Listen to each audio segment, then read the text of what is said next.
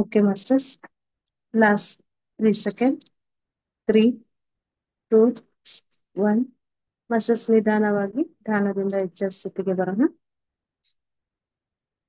ಮಸ್ಟರ್ಸ್ ಪ್ರತಿದಿನದಂತೆ ಈ ದಿನವೂ ಕೂಡ ನಾವೇನಂತಂದ್ರೆ ಧ್ಯಾನ ಆದ್ಮೇಲೆ ಅದೇ ರೀತಿ ಸ್ವಾಧ್ಯಾಯ ಸಜ್ಜನ ಸಾಂಗತ್ಯ ಅನ್ನೋದು ಪ್ರತಿದಿನ ನಡೀತಾ ಬರ್ತಾ ಇದೆ. ಹೀಗಾಗಿ ನಾವು ಈ ದಿನದ ಸ್ವಾಧ್ಯಾಯಕ್ಕಾಗಿ ನಕ್ಷತ್ರ ಮಿತ್ರರು ಅನ್ನುವಂತಹ ಪುಸ್ತಕವನ್ನ ನಾನು ಸ್ವಾಧ್ಯಾಯಕ್ಕಾಗಿ ಆಯ್ದುಕೊಂಡಿದ್ದೇನೆ ಮಾಸ್ಟರ್ಸ್. ಇದನ್ನ ಬರೆದವರಂತರು ಬಾರ್ಬರಾ ಮ್ಯಾಕ್ಸ್ನೈಕ್ ಅಂತ ಹೇಳ್ಬಿಟ್ಟು. ಇದನ್ನ ಕನ್ನಡದಲ್ಲಿ ಅನುವಾದ ಮಾಡಿದವರು ಯಾರಂತಂದ್ರೆ ಮದ್ದಿಪಾಟ್ಲ ರಂಗಯ್ಯ ಅನ್ನೋರು ಮಾಸ್ಟರ್ಸ್. ಇವ್ರು ಏನಂತಂದ್ರೆ ಪತ್ರಿಜಿ ಸರ್ ಒಂದು ಮಾತಿನಂತೆ ಆ ಒಂದು ತಿರುಪತಿ ಟ್ರೆಕ್ಕಿಂಗ್ ಹೋದಾಗ ಧ್ಯಾನ ಪುಸ್ತಕಗಳು ತುಂಬಾ ಇದಾವೆ, ಅದರಲ್ಲಿ ಎಲ್ಲರೂ ಓದ್ಬೇಕಾಗಿದ್ ಒಂದು ಪುಸ್ತಕ ಯಾವ್ದು ಅಂತಂದ್ರೆ ನಕ್ಷತ್ರ ಮಿತ್ರರು. ಆ ಪುಸ್ತಕವನ್ನ ನೀವು ಕನ್ನಡದಲ್ಲಿ ಟ್ರಾನ್ಸ್ಲೇಟ್ ಮಾಡ್ರಿ ಅನ್ನುವಂತಹ ಮಾತಿನಿಂದ ಅವ್ರು ಏನ್ ಮಾಡಿದ್ರು ಅಂತಂದ್ರೆ ಈ ನಕ್ಷತ್ರ ಮಿತ್ರರು ಅನ್ನುವಂತ ಪುಸ್ತಕವನ್ನ ಅವರು ಕನ್ನಡದಲ್ಲಿ ಟ್ರಾನ್ಸ್ಲೇಟ್ ಮಾಡ್ತಾ ಬಂದಿದ್ದಾರೆ ಮಾಸ್ಟರ್ಸ್. ಹಾಗಾದ್ರೆ ಈ ಪುಸ್ತಕದ ಮುನ್ನುಡಿಯಲ್ಲಿ ನಮ್ಗೆ ಏನು ಈ ಬಾರ್ಬರಾ ಮರ್ಸಿನ್ಯಾಕ್ಯೋನರ್ ಇದಾರಲ್ಲ ಅವ್ರು ಏನ್ ಹೇಳ್ತಿದ್ದಾರೆ ಅನ್ನೋದನ್ನ ನೋಡೋಣ ಮಾಸ್ಟರ್ಸ್. 1988ರಲ್ಲಿ ಬಾರ್ಬರಾ ಮರ್ಸಿನ್ಯಾಕೋ ಮತ್ತು ನಾನು ಭೇಟಿಯಾದ ದಿನದಿಂದ ನಮ್ಮಿಬ್ಬರ ಜೀವನದಲ್ಲಿ ಒಂದು ಹೊಸ ತಿರುವು ಪ್ರಾರಂಭವಾಯಿತು. ನಾನು ಅಮೆರಿಕಾದ ಮಿಸಿಗನ್ ರಾಷ್ಟ್ರಕ್ಕೆ ಹೋಗಿ ಕನೆಕ್ಟಿಂಗ್ ಲಿಂಕ್ ಎನ್ನುವ ಒಂದು ದ್ವೈಮಾಸಿಕ ಪತ್ರಿಕೆಯನ್ನು ಪ್ರಕಾಶಕರು ಭಾರಿ ಸುಸಿಕೋ ನಿಕೋವರ್ ಜೊತೆಗೂಡಿ ಪ್ರಾರಂಭ ಮಾಡಿದೆನು. ಬಾರ್ಬರಾ ಪ್ಲೇಡಿಯನ್ ಹತ್ತಿರ ಸಂದೇಶಗಳನ್ನು ಸ್ವೀಕರಿಸಲು ಪ್ರಾರಂಭ ಮಾಡಿದ್ದಳು. ನಾವಿಬ್ಬರು ಕೂಡಿ ಊರೂರು ಅಲಿಯುತ್ತಾ ಎಷ್ಟೋ ಸಣ್ಣ ಉದ್ಯೋಗಗಳನ್ನು ಮಾಡಿದೆವು. ಅರಿವು ಬೆಳೆಸುವ ಸಮಾಚಾರವನ್ನು ಅನ್ವೇಷಿಸುತ್ತಾ ವಿಶ್ಲೇಷಣೆ ಮಾಡುತ್ತಾ ನಮ್ಮ ಆತ್ಮನ ಅನ್ವೇಷಣೆಯನ್ನು ಮಾಡುತ್ತಾ ಎಷ್ಟೋ ಉತ್ತೇಜನವನ್ನು ಹೊಂದಿದೆವು. ಮಾಸ್ಟರ್ಸ್ ಇಲ್ಲಿ ಏನಂತಂದ್ರೆ ಬಾರ್ಬರಾ ಮ್ಯಾಕ್ಸಿನಾಕೋ ಅವರು ಈ ಪುಸ್ತಕವನ್ನ ಬರೆಯುವುದಕ್ಕಿಂತ ಮುಂಚೆ ಅವರು ಕೂಡ ನಿಮ್ಮ ಹಾಗೆ ಏನ್ ಮಾಡ್ತಾ ಇದ್ರು ಅಂತಂದ್ರೆ ಆತ್ಮಜ್ಞಾನಕ್ಕಾಗಿ ಹಲವಾರು ಮಾಸ್ಟರ್ಗಳನ್ನ ಭೇಟಿ ಆಗ್ತಾ ಇದ್ರು. ಅದ್ರ ಜೊತೆಗೆ ಅವ್ರು ಏನಂತಂದ್ರೆ ಹಲವು ಪತ್ರಿಕೆಗಳಲ್ಲಿ ವರದಿಗಾರರಾಗಿ ಕೂಡ ಏನ್ ಮಾಡ್ತಾ ಇದ್ರು ಅಂತಂದ್ರೆ ಕೆಲಸವನ್ನ ಮಾಡ್ತಾ ಇದ್ರು.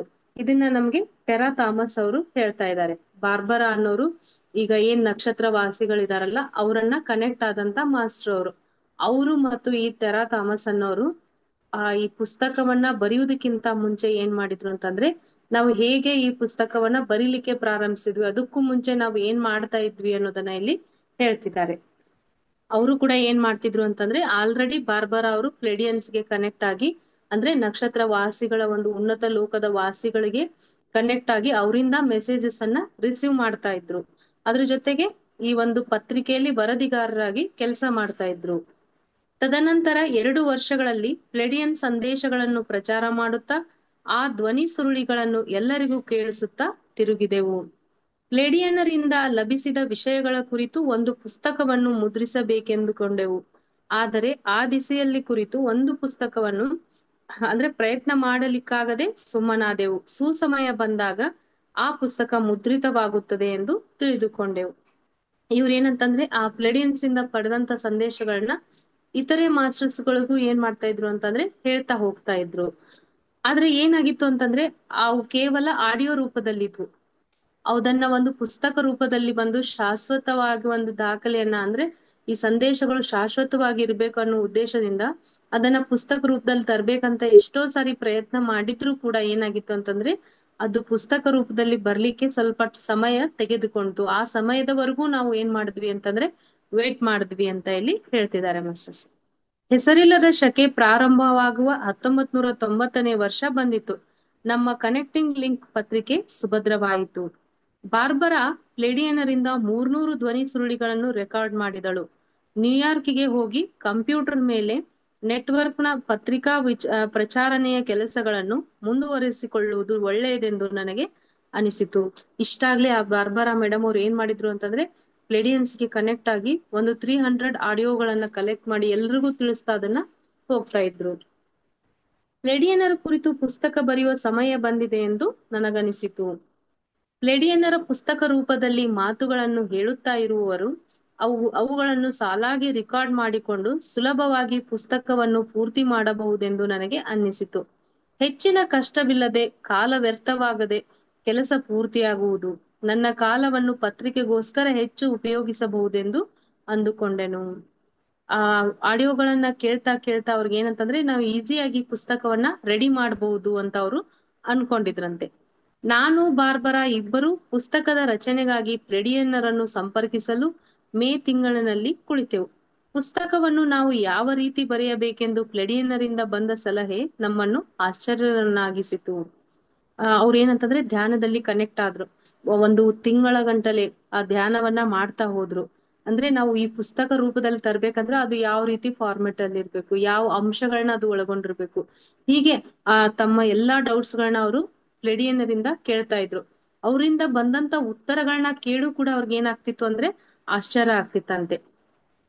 ಪ್ಲೆಡಿಯನ್ನರು ಪುಸ್ತಕವನ್ನು ಪುಸ್ತಕವನ್ನು ಹೇಳುತ್ತಾ ಹೋಗುವುದಿಲ್ಲವಂತೆ. ನನ್ನ ಪೂರ್ತಿ ಪ್ರಯತ್ನದಿಂದ ಆ ಕೆಲಸ ನಡೆಯಬೇಕಂತೆ. ಅದನ್ನು ಅರಿತ ನಂತರ ನಾನು ತೊಂದರೆಗೆ ಸಿಲುಕಿಕೊಂಡೆನು. ಪುಸ್ತಕವನ್ನು ನಾವು ಹೇಳುತ್ತಾ ಹೋದರೆ ನೀನು ಒಂದು ಕೈಗೊಂಬೆಯ ಹಾಗೆ ತಯಾರಾಗುವೆ. ಅದರಲ್ಲಿ ನಿನ್ನ ಅವಶ್ಯಕತೆ ಏನಿರುತ್ತದೆ? ಇದರಲ್ಲಿ ನೀನು ಕಲಿತುಕೊಳ್ಳುವ ವಿಷಯಗಳು ಕೂಡ ಇವೆ. ಸೃಜನಾತ್ಮಕತೆಯಿಂದ ಒಂದು ಶಿಕ್ಷಣ ಕಾರ್ಯಕ್ರಮದಲ್ಲಿ ಭಾಗಶಃ ಹಂಚಿಕೊಳ್ಳುವ ಅವಶ್ಯಕತೆ ಈ ವಿಷಯದಲ್ಲಿದೆ ಎಂದರು. ನಾನು ನಿಟ್ಟುಸಿರು ಬಿಟ್ಟೆನು. ಆದರೆ ಆ ಅದ್ಭುತ ಕೆಲಸವನ್ನು ಹೇಗೆ ಮಾಡಲಿ? ನನ್ನ ಪ್ರಯತ್ನಗಳು ಯಾವುದರಿಂದ ಪ್ರಾರಂಭವಾಗಬೇಕು? ಮಾಸ್ಟರ್ಸ್ ಅವ್ರು ಯಾವಾಗ ಪ್ಲೆಡಿಯನ್ನರ್ಗೆ ಕನೆಕ್ಟ್ ಆದ್ರು ಅಂದ್ರೆ ನಾವು ಈ ಪುಸ್ತಕವನ್ನ ಯಾವ ರೀತಿ ತರಬೇಕು ಅಂತ ಕೇಳಿದಾಗ ಒಂದಿಷ್ಟು ಸಂದೇಶಗಳನ್ನ ಕೊಟ್ರು. ಅದ್ರ ಜೊತೆಗೆ ಒಂದಿಷ್ಟು ಸೂಚನೆಗಳನ್ನ ಅವರು ಹೇಳಿದ್ರು. ನೀನು ನಮ್ಮ ಹಾಗೆ ಕೇವಲ ನಮ್ಮ ವಿಚಾರಗಳನ್ನ ತಿಳಿಸ್ತಾ ಹೋದ್ರೆ ನಮ್ಮ ಕೈಗೊಂಬೆ ಆಗುವೆ. ಅದ್ರಲ್ಲಿ ನಿನ್ ಯಾವುದೇ ಒಂದು ಸಾಹಸ ಆಗ್ಲಿ, ಸೃಜನಶೀಲತೆ ಆಗ್ಲಿ, ನಿನ್ನ ಸ್ವಂತ ವಿಚಾರಗಳನ್ನ ವ್ಯಕ್ತಪಡಿಸ್ಲಿಕ್ಕೆ ಆಗ್ಲಿ ಅವಕಾಶ ಇರೋದಿಲ್ಲ. ಹಾಗಾಗಿ ನೀನ್ ಏನ್ ಮಾಡು ಅಂತಂದ್ರೆ ನಿನ್ನ ವಿಚಾರ ಶಕ್ತಿಯನ್ನ ಕೂಡ ಬಳಸಿ, ನಿನ್ನ ಸೃಜನಾತ್ಮಕತೆಯನ್ನ ಬಳಸಿ ನೀನು ಈ ಜ್ಞಾನವನ್ನ ಹಂಚ್ತಾ ಇದೀಯಾ ಅಂತ ತಿಳ್ಕೊಂಡು ನೀವ್ ಏನಂತಂದ್ರೆ ನೀವು ಜಸ್ಟ್ ನಮ್ಮ ಮಾರ್ಗದರ್ಶನದಲ್ಲಿ ನೀನೇ ಅದನ್ನ ಮಾಡ್ಬೇಕು, ನಿನ್ನ ಸ್ವಂತ ಪ್ರಯತ್ನದಿಂದ ಮಾಡ್ಬೇಕು.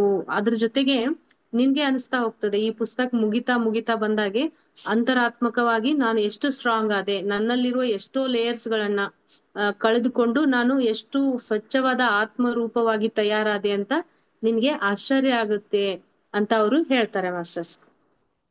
ಪ್ಲೆಡಿಯನ್ನರು ಹೀಗೆ ಉತ್ತರಿಸಿದರು. ನಿನ್ನ ಸಹಜವಾದ ತಿಳುವಳಿಕೆಗೆ ಅನುಗುಣವಾಗಿ ವಿಷಯಗಳನ್ನು ಒಂದು ಸಾಲಿನಲ್ಲಿ ಇರಿಸಿ ಈ ಪುಸ್ತಕ ಬರೆಯಬೇಕು. ತರ್ಕವನ್ನು ಸ್ವಲ್ಪವೂ ಉಪಯೋಗಿಸಬಾರದು. ಬರೆಯಬೇಕಿದ್ದ ವಿಷಯಗಳು ನಿನ್ನ ಮೂಢನಂಬಿಕೆಯ ಮನಸ್ಸಿಗೆ ಲವಲೇಶವು ತಿಳಿಸುವ ಪದ್ಧತಿಯಲ್ಲಿ ಈ ಪುಸ್ತಕ ರಚನೆಯಾಗಕೂಡದು. ಇಲ್ಲಿ ಏನ್ ಹೇಳ್ತಾರೆ ಅಂತಂದ್ರೆ ನಿನಗೆ ಹೇಗೆ ವಿಷಯಗಳು ಆ ಒಂದು ಕ್ಲೀನ್ ಮೈಂಡ್ ಆಗಿದ್ದಾಗ ವಿಷಯಗಳು ಹೇಗೆ ತಿಳಿದಿರ್ತವೋ ಅದನ್ನೇ ಬರಿಬೇಕು. ಅದ್ರ ಜೊತೆಗೆ ನೀನು ಯಾವುದೇ ರೀತಿ ಲಾಜಿಕ್ ಮೈಂಡ್ ಅನ್ನ ಇಲ್ಲಿ ಉಪಯೋಗಿಸಬಾರ್ದು. ಯಾಕೆಂದ್ರೆ ಕೆಲವೊಂದಿಷ್ಟು ಸಮಯದಲ್ಲಿ ಇದು ಸಾಧ್ಯನಾ ಅನ್ನುವಂತ ವಿಷಯಗಳು ಅದ್ರಲ್ಲಿ ಬಂದಿರ್ತವೆ. ಅವಾಗ ನಮ್ ಲಾಜಿಕ್ ಮೈಂಡ್ ಏನಂದ್ರೆ ನಾನು ಕೂಡ ಇದು ಸಾಧ್ಯನಾ ಅಂತ ಅನುಮಾನಾಸ್ಪದವಾಗಿ ಅದನ್ನ ಬರೀಬಾರ್ದು. ಅದು ಹೇಗಿದೆಯೋ ಯಥಾವತ್ತಾಗಿ ಒಂದು ಖಾಲಿ ಅಂದ್ರೆ ನಾವೇನ್ ಹೇಳ್ತೀವಲ್ಲ ಸ್ವಚ್ಛ ಮನಸ್ಸಿನಿಂದ ಬರಿಬೇಕು. ನೀನು ಬ್ರಹ್ಮಮುಹೂರ್ತರಿ ಬಾಳ ಚಲೋ ಅಂತೀನಲ್ಲ ನಾವತ್ ಮತ್ತೆ ಅದೇ ಸ್ಟಾರ್ಟಿಂಗ್ ನಂದ್ ಆ ಎನರ್ಜಿ ಬಂದದ್ ಮತ್ತೆ ತಿರುಗಿ ಮತ್ತೆ ನಂಗೇನ್ ಮತ್ತೆ ಕಾಣಿಸಿಲ್ಲ ನೋಡ್ರಿ ನನ್ಗ ಆ ಟೈಪ್.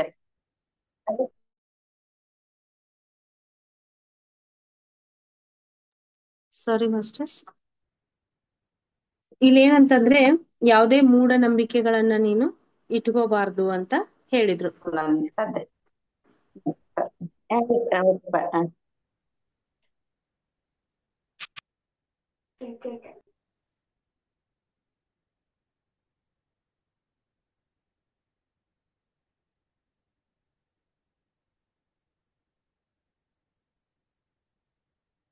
ನೀವು ಯಾವುದೇ ಮೂಢನಂಬಿಕೆಗಳಿಂದ ಬರಿಬಾರ್ದು ಅಂತ ಹೇಳಿದ್ರು. ಇದು ನಿಮಗೆ ಒಂದು ಕಠಿಣವಾದ ಸಾಧನಾ ಕಾರ್ಯಕ್ರಮವಾಗಿ ತಯಾರಾಗುತ್ತದೆ. ನಿನ್ನೆ ಪ್ರಜ್ಞೆ ಬೆಳಗುವ ಉನ್ನತ ಸ್ಥಾನಗಳಿಗೆ ನೀನು ಪ್ರವೇಶಿಸುವೆ. ಒಂದು ಸರಿಯಾದ ಅವಲೋಕನೆ, ಪರಿಪೂರ್ಣವಾದ ವಿಶ್ವಾಸವನ್ನು ಹೊಂದಿರುವ ಸ್ಥಿತಿಗೆ ನೀನು ಪ್ರವೇಶಿಸುವೆ. ಪುಸ್ತಕ ಪೂರ್ತಿಯಾದ ಮೇಲೆ ಅದಕ್ಕೆ ಒಂದು ದೊಡ್ಡ ಹೆಸರು ಬಂದ ಮೇಲೆ ನಾನು ಹೇಗೆ ಬರೆದೆನೋ ನನಗೆ ತಿಳಿಯದು, ನಾನು ನಿಮಿತ್ತ ಮಾತ್ರ ಎನ್ನುವೆ. ಇಲ್ಲಿ ಹೇಳ್ತಾ ಹೋಗ್ತಾರೆ ಮಾಸ್ಟರ್ಸ್. ನೀನ್ ಇದನ್ನ ಬರಿತಾ ಹೋದಾಗೆ ನಿನ್ನ ಪ್ರಜ್ಞಾಸ್ಥಿತಿಯು ಉನ್ನತವಾದ ಲೋಕಕ್ಕೆ ಅಥವಾ ಉನ್ನತವಾದ ಹಂತಕ್ಕೆ ಏನಾಗುತ್ತೆ ಹೋಗುತ್ತೆ. ಆವಾಗ ನಿನ್ನಲ್ಲಿರುವಂತಹ ಈ ಏನು ಡೌಟ್ಸ್ ಗಳಿದಾವಲ್ಲ ವಿಶ್ವಾಸ ಅನ್ನೋದು ನಿನ್ನಲ್ಲಿ ಅಭಿವೃದ್ಧಿ ಆದಾಗ ನಾನು ಹೇಗೆ ಇಷ್ಟೊಂದು ದೊಡ್ಡ ಕೆಲಸವನ್ನ ಮಾಡಿದೆ ಅಥವಾ ಇಷ್ಟು ದೊಡ್ಡ ವಿಷಯದ ಕುರಿತಾದ ಪುಸ್ತಕವನ್ನ ಹೇಗೆ ಬರದೆ ಅಂತ ನಿನ್ಗೆ ಡೌಟ್ಸ್ ಆಗುತ್ತೆ ಅಂತ ಪ್ಲೇಡಿಯನರ್ ಹೇಳ್ತಾರೆ. ಸ್ವಂತ ವಿಷಯಗಳನ್ನು ಬಿಡಲಿಚ್ಛಿಸುವವರೆಲ್ಲರೂ ವಿಶ್ವಾಸದಲ್ಲಿ ಸಾದೃಶ್ಯವನ್ನು ಸಾಧಿಸುತ್ತಾರೆಂದು ನೀನು ತಿಳಿದುಕೊಂಡಿದ್ದೀಯೆ. ಕೆಲವು ಹುಣ್ಣಿಮೆಗಳಲ್ಲಿ ಒಂದು ವಿಶಿಷ್ಟ ದೀರ್ಘ ಸಾಧನೆಯನ್ನು ನೀನು ಮಾಡಬೇಕು. ಪುಸ್ತಕವನ್ನು ಬರೆಯುತ್ತಿರುವ ನೀನು ಒಂದು ಹೊಸ ಅಕ್ಷರ ಅಭ್ಯಾಸವನ್ನು ಪ್ರಾರಂಭ ಮಾಡಬೇಕು. 6 ಹುಣ್ಣಿಮೆಗಳಲ್ಲಿ ನೀನು ಎಷ್ಟೋ ವಿಷಯಗಳಲ್ಲಿ ಪ್ರಾವೀಣ್ಯವನ್ನು ಸಂಪಾದಿಸಬೇಕು. ಈ ಪುಸ್ತಕ ರಚನೆಯೊಂದಿಗೆ ಇದೆಲ್ಲವೂ ಒಳಗೊಂಡಿದೆ. ನೀನ್ ಪುಸ್ತಕ ಬರಿತೀನ ಇದೀನ ಅಂತ ಅನ್ಕೊಂಡು ಕೇವಲ ಕಲಿಯುವುದನ್ನ ನಿಲ್ಸಬಾರ್ದು. ಇದ್ರ ಜೊತೆಗೆ ನಿನ್ನ ಸಾಧನೆ ಆಧ್ಯಾತ್ಮಿಕ ಸಾಧನೆಯೂ ಆಗಿರ್ಬಹುದು, ಅಥವಾ ಈ ಒಂದು ವಿಷಯದ ಕುರಿತು ಜ್ಞಾನವನ್ನ ಹೆಚ್ಚಿಸುವ ಸಾಧನೆಗಳನ್ನ ಮಾಡ್ಬೇಕು. ಎಕ್ಸಾಂಪಲ್ ಅವ್ರು ಏನ್ ಹೇಳ್ತಾರೆ ಅಂತಂದ್ರೆ, ಹುಣ್ಣಿಮೆ ಧ್ಯಾನಗಳಲ್ಲಿ ಹೆಚ್ಚು ಹೆಚ್ಚು ಧ್ಯಾನವನ್ನ ಮಾಡ್ತಾ ಹೋಗ್ಬೇಕು. ಇದರಿಂದ ಅದು 6 ಹುಣ್ಣಿಮೆಗಳಲ್ಲಿ ನೀನ್ ಏನ್ ಮಾಡ್ತೀಯ, ಅವಾಗ ಎಷ್ಟೋ ಒಂದು ಮಾಸ್ಟ್ರಿಯನ್ನ ನೀನು ತೆಗೆದುಕೊಳ್ತೀಯ ಅಂತ ಹೇಳ್ತಾರೆ. ನಿಮ್ಗೆ ಗೊತ್ತಾಯ್ದ ಹಾಗೆ ಈ ಹುಣ್ಣಿಮೆ ಧ್ಯಾನ ಆಗಿರ್ಬೋದು, ಇದ್ರಲ್ಲಿ ನಾವು ಪ್ರತಿದಿನ ಮಾಡೋದಕ್ಕಿಂತ 3 ಪಟ್ಟು ಎನರ್ಜಿಯಲ್ಲಿ ಹೆಚ್ಚಾಗಿ ಬರೋದ್ರಿಂದ ಆ ಒಂದು ಸಮಯದಲ್ಲಿ ಧ್ಯಾನ ಸಾಧನೆ ನಮ್ಗೆ ಇನ್ನೂ ಲಾಭದಾಯಕವಾಗಿರುತ್ತೆ. ಅದ್ರ ಜೊತೆಗೆ ಏನಂತಂದ್ರೆ ಒಂದು ಹೊಸ ಅಕ್ಷರ ಅಭ್ಯಾಸವನ್ನ ಪ್ರಾರಂಭ ಮಾಡ್ಬೇಕು. ಅದ್ರಲ್ಲೂ ಕೂಡ ನೀನು ಮಾಸ್ಟ್ರಿಯನ್ನ ಹೊಂದುತ್ತೀಯ. ಇದೆಲ್ಲ ನೀನ್ ಕೇವಲ ಪುಸ್ತಕ ಬರಿತಾ ಇದ್ರೆ ಅದ್ರ ಜೊತೆಗೆ ಈ ಎಲ್ಲಾ ಸ್ಕಿಲ್ಗಳು ನಿನ್ಗೆ ಡೆವಲಪ್ ಆಗ್ಬೇಕು ಅಂತ ಅವರು ಹೇಳ್ತಾರೆ ಮಾಸ್ಟರ್ಸ್. ತಮ್ಮ ಹತ್ತಿರುವ ಟೇಪುಗಳನ್ನು ನಾನು ಕೇಳಬೇಕು. ಅವುಗಳಿಂದ ಪುಸ್ತಕಕ್ಕಾಗಿ ಸಮಾಚಾರಗಳನ್ನು ಆರಿಸಿಕೊಳ್ಳಬೇಕೆಂದು ಪ್ಲೇಡಿಯನ್ನರು ಹೇಳಿದರು. ಬಾರ್ಬರಾ ಸಹೋದರಿಯಾದ ಕರೇನ್ಗೆ ಯಾವ ಯಾವ ಟೇಪುಗಳಲ್ಲಿ ಪುಸ್ತಕಕ್ಕೆ ಬೇಕಿರುವ ಸಮಾಚಾರ ಇರುತ್ತದೆಯೋ ಅದು ತಿಳಿಯಲಿ ಎಂಬ ಕಾರಣಕ್ಕಾಗಿ ಅವಳು ನನಗೆ ಆ ಟೇಪುಗಳನ್ನು ಕಳುಹಿಸಳೆಂದು ಪ್ಲೇಡಿಯನ್ನರೆಂದರು. ಅವರು ಕೊಡುವ ಟೇಪುಗಳಿಂದ ನಾನು ವಿಷಯಗಳನ್ನು ಆರಿಸಬೇಕು. ವಿಷಯಗಳನ್ನು ಕ್ರಮವಾಗಿ ಇಡುವ ನನ್ನ ಪ್ರಯತ್ನದಲ್ಲಿ ನಾನು ಯಾವುದೇ ಆಲೋಚನೆಯನ್ನು ಮಾಡಕೂಡದೆಂದು ಅವರು ನಿರ್ದೇಶಿಸಿದ್ದಾರೆ. 1ರಿಂದ 5 ಪದಗಳಿರುವ ಮಾತುಗಳಿಂದ ಅಧ್ಯಾಯಗಳಿಗೆ ನಾನು ವಿಷಯವನ್ನು ಸೂಚಿಸುವ ಹೆಸರು ಇಡಬಹುದು. ಬೇರೆ ಬೇರೆ ಬಣ್ಣಗಳ ಕಾಗದಗಳನ್ನು ಬಳಸಬಹುದೆಂದು ಪ್ಲೇಡಿಯನ್ನರು ಸೂಚಿಸಿದರು. ಮಾಸ್ಟರ್ಸ್, ಈ ಬಾರ್ಬರಾ ಸಹೋದರಿ ಯಾರಿದ್ದಾರೆ, ಕರೆನ್ ಅಂತ ಹೇಳ್ಬಿಟ್ಟು, ಅವ್ರಿಗೆ ಕೂಡ ಒಂದ್ ಕೆಲ್ಸವನ್ನ ಈ ಬಾರ್ಬರಾ ಅವರು ಕೊಡ್ತಾರೆ. ಆ ಎಲ್ಲಾ ಆಡಿಯೋಗಳನ್ನ ಕೇಳಿಸ್ಕೊಂಡು ನಾವು ಪುಸ್ತಕಕ್ಕೆ ಎಲ್ಲಾ ವಿಷಯಗಳಲ್ಲಿ ಸೂಕ್ತವಾದಿಷ್ಟ ವಿಷಯಗಳನ್ನ ಆರಿಸಿ ಯಾವ ವಿಷಯಗಳನ್ನ ನಾವ್ ಅದ್ರಲ್ಲಿ ಹಾಕ್ಬೇಕು ಅನ್ನೋದನ್ನ ಈ ಕರೆನ್ ಅನ್ನೋರು ಆರಿಸ್ಬೇಕಾಗಿರುತ್ತೆ. ಅದ್ರ ಜೊತೆಗೆ ಅವನ್ನ ಕ್ರಮಬದ್ಧವಾಗಿ ಜೋಡಿಸುವಾಗ ತಮ್ಮ ಯಾವುದೇ ಆಲೋಚನೆಗಳನ್ನ ಅದ್ರಲ್ಲಿ ಇಡಬಾರ್ದು. ಅದ್ರ ಜೊತೆಗೆ ಇಂತಿಷ್ಟೇ ಪದಗಳು ಅದರಲ್ಲಿ ಇರಬೇಕು. ಈ ಎಲ್ಲಾ ರೂಲ್ಸ್ ಗಳನ್ನ ಅವರು ಹೇಳ್ತಾರೆ ಮಾಸ್ಟರ್ಸ್. ಪ್ಲೇಡಿಯನ್ನರು ಹೇಳುತ್ತಿರುವ ವಿಷಯಗಳು ನನಗೆ ಅರ್ಥವಾಯಿತು.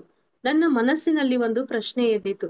ಒಬ್ಬ ಪ್ರಕಾಶಕನನ್ನು ನಾವು ಹುಡುಕುವ ಪ್ರಯತ್ನವನ್ನು ಪುಸ್ತಕ ಬರೆಯುವ ಮೊದಲೇ ಮಾಡಬಹುದೇ? ಕನಿಷ್ಠ ಒಂದು ಪುಸ್ತಕವನ್ನು ನಾವು ಬರೆಯಲು ಉದ್ದೇಶಿಸಿರುವ ವಿಷಯವನ್ನು ಪ್ರಚಾರ ಮಾಡಬಹುದೇ? ಅವ್ರಿಗೆ ಏನಾಗುತ್ತೆ ಅಂತಂದ್ರೆ, ಬಾರ್ಬರಾ ಮತ್ತು ಕರೆನ್ಗೆ, ಸರಿ ನಾವು ಪುಸ್ತಕವನ್ನ ಬರಿತಾ ಇದೀವಲ್ಲ, ನಾವು ಬರೆಯೋದು ಮುಗಿಸಿದ್ಮೇಲೆ ಅದನ್ನ ಪಬ್ಲಿಷ್ ಮಾಡೋರು ಬೇಕು. ಆ ಪ್ರಕಾಶಕರನ್ನ ನಾವು ಹುಡುಕ್ಬೇಕಾ, ಅಥವಾ ನಾವು ಜಸ್ಟ್ ಎಲ್ರಿಗೂ ನಾವು ಒಂದ್ ಪುಸ್ತಕವನ್ನ ಬರಿತಿದೀವಿ ಅಂತ ಹೇಳಿದ್ರೆ ಅದ್ರಲ್ಲಿ ಯಾರಾದ್ರೂ ಪ್ರಕಾಶಕರು ಬಂದ್ರ ಅಂದ್ರೆ ಈ ಪಬ್ಲಿಷ್ ಮಾಡೋರು ತಾವಾಗೆ ಬರ್ತಾರಾ ಅಂತ ಅವ್ರಿಗೊಂದು ಡೌಟ್ಸ್ ಬರುತ್ತೆ. ಪ್ಲೇಡಿಯನರು ಈ ರೀತಿ ಉತ್ತರವಿತ್ತರು. ಕೊಟ್ಟರೆ ಮತ್ತು ಒಳ್ಳೆಯದು. ಒಂದು ಪುಸ್ತಕವನ್ನು ಪ್ರಚುರಣೆ ಮಾಡುತ್ತಿರುವ ಹಾಗೆ ನೀವು ಮೊದಲೇ ಪ್ರಕಟಿಸಿರಿ. ಆ ರಚನೆ ಕಾರ್ಯಕ್ರಮವನ್ನು ಪ್ರಾರಂಭಿಸುತ್ತಿರುವಾಗ ನಿಮ್ಮ ಟೇಬಲ್ ಮೇಲೆ ಇರುವ ಪುಸ್ತಕವೆಲ್ಲನ್ನು ತೆಗೆದು ಶುಭ್ರವಾಗಿ ಇಟ್ಟುಕೊಳ್ಳಿರಿ. ಯಾವುದೇ ರೀತಿಯ ಕಸ ಕಡ್ಡಿ ಆ ಟೇಬಲ್ ಮೇಲೆ ಇರಕೂಡದು. ನಿಮ್ಮ ಸ್ಫಟಿಕದ ಕಲ್ಲು ನಿಮ್ಮ ಕೆಲಸಕ್ಕೆ ಬರುತ್ತದೆ. ಅವ್ರು ಏನ್ ಹೇಳ್ತಾರೆ ಅಂತಂದ್ರೆ, ಪ್ಲೇಡಿಯನ್ಸ್ ಅಥವಾ ಉನ್ನತ ಲೋಕದ ಕಾಂತಿ ಲೋಕದ ವಾಸಿಗಳು, ಸರಿ ನೀವು ಈ ಪುಸ್ತಕವನ್ನ ಬರೆಯುವುದನ್ನ ನೀವು ಎಲ್ರಿಗೂ ಹೇಳ್ಬಹುದು, ಆದ್ರೆ ನೀವು ಆ ಪುಸ್ತಕವನ್ನ ಬರೀಲಿಕ್ಕೆ ಉಪಯೋಗಿಸ್ತಿರಲ್ಲ ಸ್ಥಳ, ಆ ಸ್ಥಳ ಯಾವಾಗ್ಲೂ ಸ್ವಚ್ಛವಾಗಿರ್ಬೇಕು. ಅದರಲ್ಲಿ ಇತರೆ ಪುಸ್ತಕಗಳು ಇರಬಾರ್ದು. ಯಾಕೆಂತಂದ್ರೆ ಆ ಪುಸ್ತಕ ಬರೆಯುವಾಗ ಅಕಸ್ಮಾತ್ ಅಲ್ಲಿ ಒಂದ್ ಸ್ವಲ್ಪ ದೃಷ್ಟಿ ಹೋದ್ರು ಆ ವಿಚಾರಗಳನ್ನ ಆ ಪುಸ್ತಕದಲ್ಲಿ ಸೇರಿಸುವ ಚಾನ್ಸ್ ಇರೋದ್ರಿಂದ ಇಲ್ಲಿ ಯಾವ ಪುಸ್ತಕಗಳನ್ನ ನೀವು ಇಟ್ಕೋಬಾರ್ದು. ಆದ್ರೆ ನೀವ್ ಏನ್ ಮಾಡ್ಬೇಕು ಅಂತಂದ್ರೆ, ಒಂದು ಸ್ಫಟಿಕದ ಕಲ್ಲು ಅಥವಾ ನಾವೇನು ಕ್ರಿಸ್ಟಲ್ಸ್ ಅಂತ ಹೇಳ್ತೀವಲ್ಲ ಮಾಸ್ಟರ್ಸ್, ಆ ಕ್ರಿಸ್ಟಲ್ ಗಳನ್ನ ನೀವ್ ಏನ್ ಮಾಡ್ಬೋದು, ನಿಮ್ ಹತ್ರ ಇಟ್ಕೋಬಹುದು ಅಂತ ಅವರು ಹೇಳ್ತಾರೆ. ನಿಮ್ಮ ಬಯಕೆ ಹಾಗೂ ಆಶಯವನ್ನು ನಿಮ್ಮಲ್ಲಿ ನಿರ್ಮಿಸಲು ಪ್ರಾರ್ಥನೆಯನ್ನು ನೀವು ಈ ರೀತಿ ಮಾಡಬಹುದು. ನಾನು ಈಗ ಒಂದು ಪುಸ್ತಕವನ್ನು ಬರೆಯಬಹುದೆಂದು ಪ್ರಚಾರವನ್ನು ಕೊಡುತ್ತಿದ್ದೇನೆ. ಯಾರಿಗಾದರೂ ಕೆಲಸಕ್ಕೆ ಬರುವ ನನ್ನ ಪುಸ್ತಕವನ್ನು ಪ್ರಕಟ ಮಾಡಬಲ್ಲ ಪರಿಣಿತನಿಗೆ ಅದನ್ನು ಕಳುಹಿಸುತ್ತಿರುವೆ. ಒಬ್ಬ ಮುದ್ರಣಕಾರನು ನನ್ನನ್ನು ಗುರ್ತಿಸಿದರೆ ಆ ಗುರ್ತಿಗೆ ಸಿದ್ಧವಾಗಿರುತ್ತೇನೆ. ಅದನ್ನು ಬಿಟ್ಟು ನನ್ನ ಪ್ರಮೇಯವೇನೂ ಇರುವುದಿಲ್ಲ. ಮಾಸ್ಟರ್ಸ್ ಇಲ್ಲಿ ಅವ್ರು ಏನ್ ಹೇಳ್ತಾರೆ ಅಂದ್ರೆ, ಆ ಪ್ರಕಾಶಕರು ಅಂದ್ರೆ ಪಬ್ಲಿಷ್ ಮಾಡೋರ್ಗೆ ನಾವು ಮೊದ್ಲೇ ಹೇಳ್ಬೇಕಾ ಅಥವಾ ನಾವು ಜಸ್ಟ್ ವಿಷಯವನ್ನ ಹೇಳ್ಬೇಕಾ ಅಂತ ಹೇಳಿದಾಗ ಅವ್ರು ಹೇಳ್ತಾರೆ ಹೇಳ್ಬಹುದು. ಅಂದ್ರೆ ನೀವು ಅದನ್ನ ಜಸ್ಟ್ ಬರಿತಿದೀವಿ ಅಂತ ಹೇಳ್ರಿ. ಅದ್ರ ಜೊತೆಗೆ ನಾವು ನಿಮ್ಗೆ ಗೊತ್ತಿದ್ದಾಗೆ ನಾವೊಂದು ಯಾವುದೇ ಕೆಲಸವನ್ನ ಮಾಡ್ಬೇಕಾದ್ರೆ ನಾವು ಯೂನಿವರ್ಸ್ಗೆ ಸರೆಂಡರ್ ಆಗಿ ಆ ಮೆಸೇಜ್ ಅನ್ನ ನಾವು ಕ್ಲಿಯರ್ ಆಗಿ ಕೊಡ್ಬೇಕಾಗುತ್ತೆ. ಯಾಕೆಂತಂದ್ರೆ ನಾವ್ ಅಲ್ಲಿ ಯೂನಿವರ್ಸ್ಗೆ ಕೊಡುವ ಮೆಸೇಜ್ ನಲ್ಲಿ ಏನಾದ್ರೂ ಕನ್ಫ್ಯೂಷನ್ ಇದ್ರೆ ನಾವು ಮಾಡೋ ಕೆಲಸ ಎಲ್ಲ ಏನಾಗ್ತದೆ ಅಂದ್ರೆ ಅಸ್ತವ್ಯಸ್ತ ಆಗುತ್ತೆ. ಆದ್ರಿಂದ ಅವರು ಈ ಸೆಂಟೆನ್ಸ್ ಅನ್ನ ಕ್ಲಿಯರ್ ಆಗಿ ಹೇಳ್ರಿ. ನಾನ್ ಬರೆಯುತ್ತಿರೋ ಪುಸ್ತಕ ಎಷ್ಟೋ ಜನರಿಗೆ ಏನಾಗುತ್ತೆ, ಅವಶ್ಯಕತೆ ಇರೋರ್ಗೆ ಅದು ತಲುಪುತ್ತೆ, ಅದು ಉಪಯೋಗಕ್ಕೆ ಬರುತ್ತೆ. ಹಾಗಾಗಿ ಈ ಪುಸ್ತಕವನ್ನ ಯಾರು ಪ್ರಕಟಿಸ್ಬೇಕು ಅಥವಾ ಯಾರು ಪಬ್ಲಿಷ್ ಮಾಡ್ಬೇಕಂತ ಇಚ್ಛೆ ಪಡ್ತಿರೋ ಅವರು ಮುಂದೆ ಬರ್ಬೋದು. ನಾವು ಕೂಡ ಅಷ್ಟೇ ಸ್ವಚ್ಛ ಮನಸ್ಸಿನಿಂದ ನಾವೇನ್ ಮಾಡ್ತೀವಿ ಅಂತಂದ್ರೆ, ನಿಮ್ಗೆ ಪಬ್ಲಿಷ್ ಕೊಡ್ಲಿಕ್ಕೆ ಅಂದ್ರೆ ಈ ಪುಸ್ತಕವನ್ನ ನಿಮ್ಗೆ ಪಬ್ಲಿಷ್ ಮಾಡ್ಲಿಕ್ಕೆ ನಾವು ಸಂಪೂರ್ಣವಾಗಿ ಒಪ್ಪಿಗೆಯನ್ನ ಕೊಡ್ತೀವಿ. ಇದ್ರಲ್ಲಿ ನಮ್ದು ಏನು ಪ್ರಮೇಯ ಅಂದ್ರೆ ಅಬ್ಜೆಕ್ಷನ್ ಏನು ಇಲ್ಲ ಅಂತ ಅವರು ಕ್ಲಿಯರ್ ಆಗಿ ಏನ್ ಮಾಡ್ತಾರೆ ಅಂತಂದ್ರೆ, ಒಂದ್ ಮೆಸೇಜಸ್ ಅನ್ನ ಹೇಳ್ರಿ ಯೂನಿವರ್ಸ್ಗೆ ಅಂತ ಹೇಳಿದಾಗ ಅವ್ರು ಅದೇ ರೀತಿ ಹೇಳ್ತಾರೆ ಮಾಸ್ಟರ್ಸ್. ಒಂದು ಜನ್ಮವನ್ನು ಕುರಿತು ನಾನು ಹೇಳುತ್ತಿದ್ದ ಹಾಗೆ ವಿಷಯವು ತಮಗೆ ತಿಳಿದಿದೆ ಎಂದು ಕೆಲವರು ಪ್ರತ್ಯುತ್ತರ ಕೊಡುವ ವಿಧದಲ್ಲಿ ನನಗೆ ಒಂದು ಪ್ರತ್ಯುತ್ತರ ಬರುತ್ತದೆ ಎಂದು ನಾನು ನಂಬುತ್ತಿದ್ದೇನೆ. ಅಷ್ಟೇ ನೀನು ಮಾಡಬೇಕಾಗಿದ್ದು, ಆ ಪ್ರತ್ಯುತ್ತರ ನಿನಗೆ ಸಿಗುತ್ತದೆ. ಅದೇ ರೀತಿ ನಾನು ಏನು ಈ ಪ್ಲೆಡಿಯನ್ಸರ್ ಬಗ್ಗೆ ಹೇಳ್ಬೇಕು ಅಂತೇಳಿ ರೆಡಿ ಆಗಿದ್ದೀನಲ್ಲ, ಈ ಪುಸ್ತಕವನ್ನ ಪಬ್ಲಿಷ್ ಮಾಡ್ಬೇಕು ಅಂತ ರೆಡಿ ಆಗಿದ್ದೀನಲ್ಲ, ಅದಕ್ಕೆ ಸರಿಯಾದ ಪಬ್ಲಿಕೇಶನ್ಸ್ ಅವರು ನನ್ಗೆ ಸಿಗ್ತಾರೆ ಅಂತ ನೀನ್ ನಂಬೇಕು ಅಂತ ಅವರು ಹೇಳ್ತಾರೆ. ಈ ಪುಸ್ತಕ ರಚನೆಯಲ್ಲಿ ನಿನ್ನನ್ನು ನೀನು ಅನ್ವೇಷಣೆ ಮಾಡುವೆ. ನಿನಗೆ ಅರ್ಥವಾಗುವ ಪದ್ಧತಿಯಲ್ಲಿಯೇ ಈ ಪುಸ್ತಕ ರಚನೆಯಾಗುತ್ತದೆ. ಕೇವಲ ನೀನೇನ್ ಅನ್ಕೊಂಡಿದ್ಯಾ, ಈ ಪುಸ್ತಕವನ್ನ ಬರೆದು ಬೇರೆದವ್ರಿಗೆ ವಿಷಯಗಳನ್ನ ತಿಳಿಸ್ತೀಯಾ ಅಂತ ನೀನ್ ಅನ್ಕೊಂಡಿದ್ಯಲ್ಲ ಬಾರ್ಬರಾ, ಅದಲ್ಲ. ಅದ್ರ ಜೊತೆಗೆ ನೀನು ಕೂಡ ಇನ್ನರ್ ಆಗಿ ಎಷ್ಟೋ ನಿನ್ನೊಳಗೆ ನೀನು ರಿಸರ್ಚ್ ಮಾಡ್ತಾ, ನಾನ್ ಯಾರು, ನನ್ ಜೀವನದ ಉದ್ದೇಶ ಏನು, ನಾನ್ ಯಾಕೆ ಬಂದಿದ್ದೀನಿ, ಈ ಆತ್ಮದ ಉನ್ನತಿಗೆ ಎಷ್ಟು ಸಾಧ್ಯನೋ ಅಷ್ಟು ಉನ್ನತಿಯನ್ನ ನೀನು ಕೂಡ ಹೊಂತೀಯ. ಅದಲ್ದೆ ನಿನ್ಗೆ ಸಂಪೂರ್ಣವಾಗಿ ಈ ಪುಸ್ತಕ ಬರೆಯುವ ಭಾಷೆ ಕೂಡ ನಿನ್ಗೆ ಅರ್ಥ ಆಗುತ್ತೆ, ಅದರ ತಿರುಳು ಕೂಡ ನೀನು ತಿಳಿದುಕೊಳ್ತೀಯ ಅಂತ ಹೇಳ್ತಾರೆ. ಮತ್ತೆ ನಾವು ಸೀತಾಯನ ಪುಸ್ತಕವನ್ನ ಓದುವಾಗ ನೋಡಿದೀವಿ, ಆ ಸೀತಾಯನ ಪುಸ್ತಕ ಬರ್ಬೇಕಾದ್ರೂ ಕೂಡ ಆ ಬರ್ದಂತಹ ಅನುವಾದಕರು ಅಥವಾ ಬರ್ದಂತಹ ಲೇಖಕಿ ಏನಂತಂದ್ರೆ, ರಾಮನ ಒಂದು ಸ್ಥಳಕ್ಕೆ ಹೋದಾಗ ಆ ಹಿಂದಿನ ಜನ್ಮಗಳಿಗೆ ಕನೆಕ್ಟ್ ಆಗಿ, ಆ ಸೀತಾಮಾತೆಗೆ ಕನೆಕ್ಟ್ ಆಗಿ, ರಾಮನ ಒಂದು ಕಾನ್ಸಿಯಸ್ಗೆ ಕನೆಕ್ಟ್ ಆಗಿ ವಿಷಯಗಳನ್ನ ಏನ್ ಮಾಡ್ತಾಳೆ, ಬರೆದು ನಮ್ಮೆಲ್ಲರಿಗೂ ಸೀತಾಯನ ಅನ್ನುವಂತ ಅದ್ಭುತ ಪುಸ್ತಕವನ್ನ ಕೊಟ್ಟಿದ್ದಾರೆ. ಅದೇ ರೀತಿ ಈ ಒಂದು ಏನಂತಂದ್ರೆ ಚಾನಲಿಂಗ್ ಅನ್ಬೋದು ಅಥವಾ ಅವ್ರ ಎನರ್ಜಿಗೆ ಫ್ರೀಕ್ವೆನ್ಸಿಗೆ ಕನೆಕ್ಟ್ ಆಗಿ ಬಂದಿರೋ ಈ ಪುಸ್ತಕ ಯಾವ್ದು ಅಂತಂದ್ರೆ ನಕ್ಷತ್ರ ಮಿತ್ರರು. ಆ ಉನ್ನತ ಲೋಕದ ವಾಸಿಗಳು ನಮಗ್ ಹೇಳ್ಬೇಕನ್ನುವಂತ ವಿಷಯವನ್ನ ಈ ಪುಸ್ತಕದ ಮುಖಾಂತರ ನಮಗ್ ಹೇಳ್ತಿದ್ದಾರೆ. ಇಲ್ಲಿರುವಂತ ಎಷ್ಟೋ ಜನರಿಗೆ ಈ ಪುಸ್ತಕ ಓದುವಂತಹ ಯೋಗ್ಯತೆ ಬಂದಿರೋದ್ರಿಂದ ನಾವೆಲ್ಲರೂ ಈ ವಿಷಯವನ್ನ ಕೇಳ್ತಿದ್ದೀವಿ. ಯಾಕಂದ್ರೆ ಎಷ್ಟೋ ದಿನ ನಮ್ಮಲ್ಲಿ ಈ ಪುಸ್ತಕ ಇದ್ರೂ ಕೂಡ ನಾವು ಓದಿರೋದಿಲ್ಲ. ಯಾಕೆ ಅಂತಂದ್ರೆ ಅದು ನಮ್ಮ ನಾಲೆಜ್ ಆಗ್ಲಿ, ನಮ್ ವಿಚಾರ ಶಕ್ತಿ ಆಗ್ಲಿ, ನಮ್ ಫ್ರೀಕ್ವೆನ್ಸಿ ಲೆವೆಲ್ ಆಗ್ಲಿ ಅಲ್ಲಿ ರೀಚ್ ಆಗೋವರೆಗೂ ನಮ್ಗೆ ಯಾವ್ದೇ ವಿಷಯಗಳು ತಲುಪೋದಿಲ್ಲ. ನಾವ್ ಯಾವಾಗ ಅದಕ್ಕೆ ಯೋಗ್ಯತೆ ಪಡಿತೀವೋ ಆ ವಿಚಾರಗಳು ನಮ್ಗೆ ಏನಂತಂದ್ರೆ ತಿಳಿತಾ ಹೋಗ್ತವೆ. ಹಾಗಾಗಿ ಇದ್ರಲ್ಲಿ ಏನಂತಂದ್ರೆ ಈ ಪುಸ್ತಕ ಬರಿಬೇಕಾದ್ರೆ ನೀನು ಕೂಡ ಇನ್ನರ್ ಆಗಿ ಕನೆಕ್ಟ್ ಆಗ್ತಾ ಹೋಗ್ತೀಯಾ ಅಂತ ಅವರು ಹೇಳ್ತಾರೆ ಮಾಸ್ಟರ್ಸ್. ನಿನ್ನ ವಾಸ್ತವಕ್ಕೆ ಸಂಬಂಧಿಸಿದ ವಿಷಯಗಳನ್ನು ಬಿಚ್ಚುತ್ತಾ ನಿನ್ನ ದಾರಿಯನ್ನು ಸುಸೂತ್ರ ಮಾಡಿಕೊಳ್ಳಬೇಕು. ಈ ರೀತಿ ಸಾಗುವ ನಿನ್ನ ಪ್ರಯಾಣ ಇತರರಿಗೂ ಮಾರ್ಗದರ್ಶಿಯಾಗಿ ತಯಾರಾಗುತ್ತದೆ. ನಿನಗಿದ್ದಂತಹ ಪೂರ್ಣ ವಿಶ್ವಾಸ ಅಗತ್ಯ.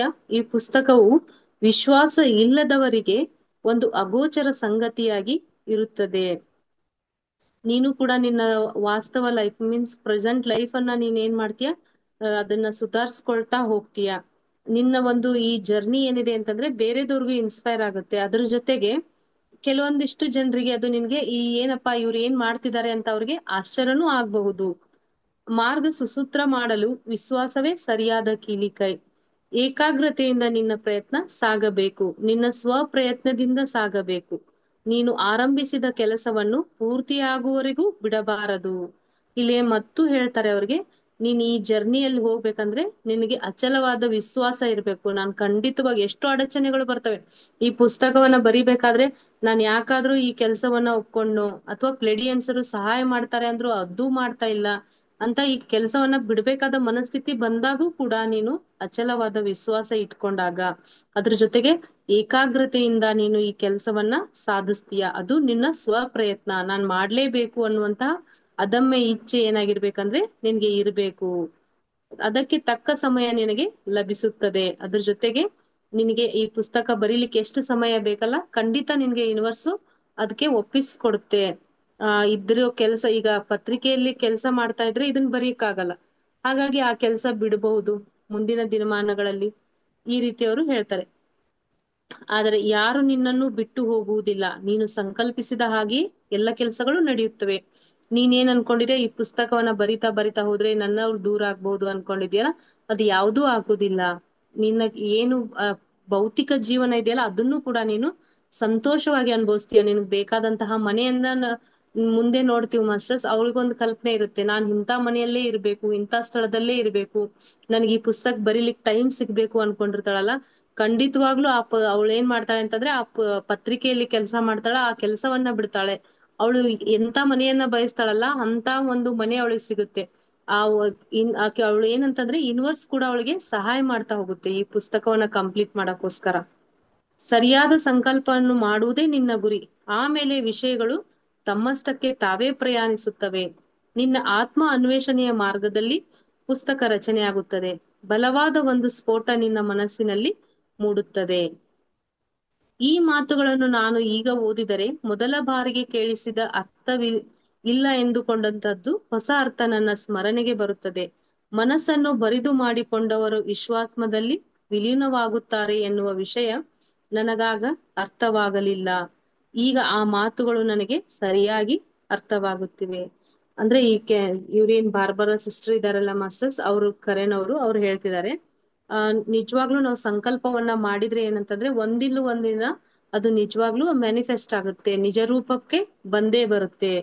ಹಾಗಾಗಿ ಅದ್ರ ಜೊತೆಗೆ ನಾವ್ ಹೇಳ್ತಿರ್ತೀವಿ, ನಾವು ಧ್ಯಾನ ಮಾಡೋ ಉದ್ದೇಶ ಏನು ಅಂತಂದ್ರೆ ನಮ್ ಮನಸ್ಸನ್ನ ಖಾಲಿ ಮಾಡ್ಕೊಳ್ಳೋದು, ಶೂನ್ಯ ಸ್ಥಿತಿಗೆ ತಲುಪೋದು. ಎಲ್ರು ಹೇಳ್ತಾ ಇದ್ರು, ಬಟ್ ನಿಜವಾಗ್ಲೂ ಈ ಪುಸ್ತಕ ಬರೆದ ಮೇಲೆ ಅನಿಸ್ತು, ನಾವು ಮನಸ್ಸನ್ನ ಬರೆದು ಮಾಡಿಕೊಂಡ್ರೆ ಎಷ್ಟು ವಿಶ್ವಾಸದಲ್ಲಿ, ಆತ್ಮವಿಶ್ವಾಸದಲ್ಲಿ ಲೀನವಾಗ್ತೀವಿ.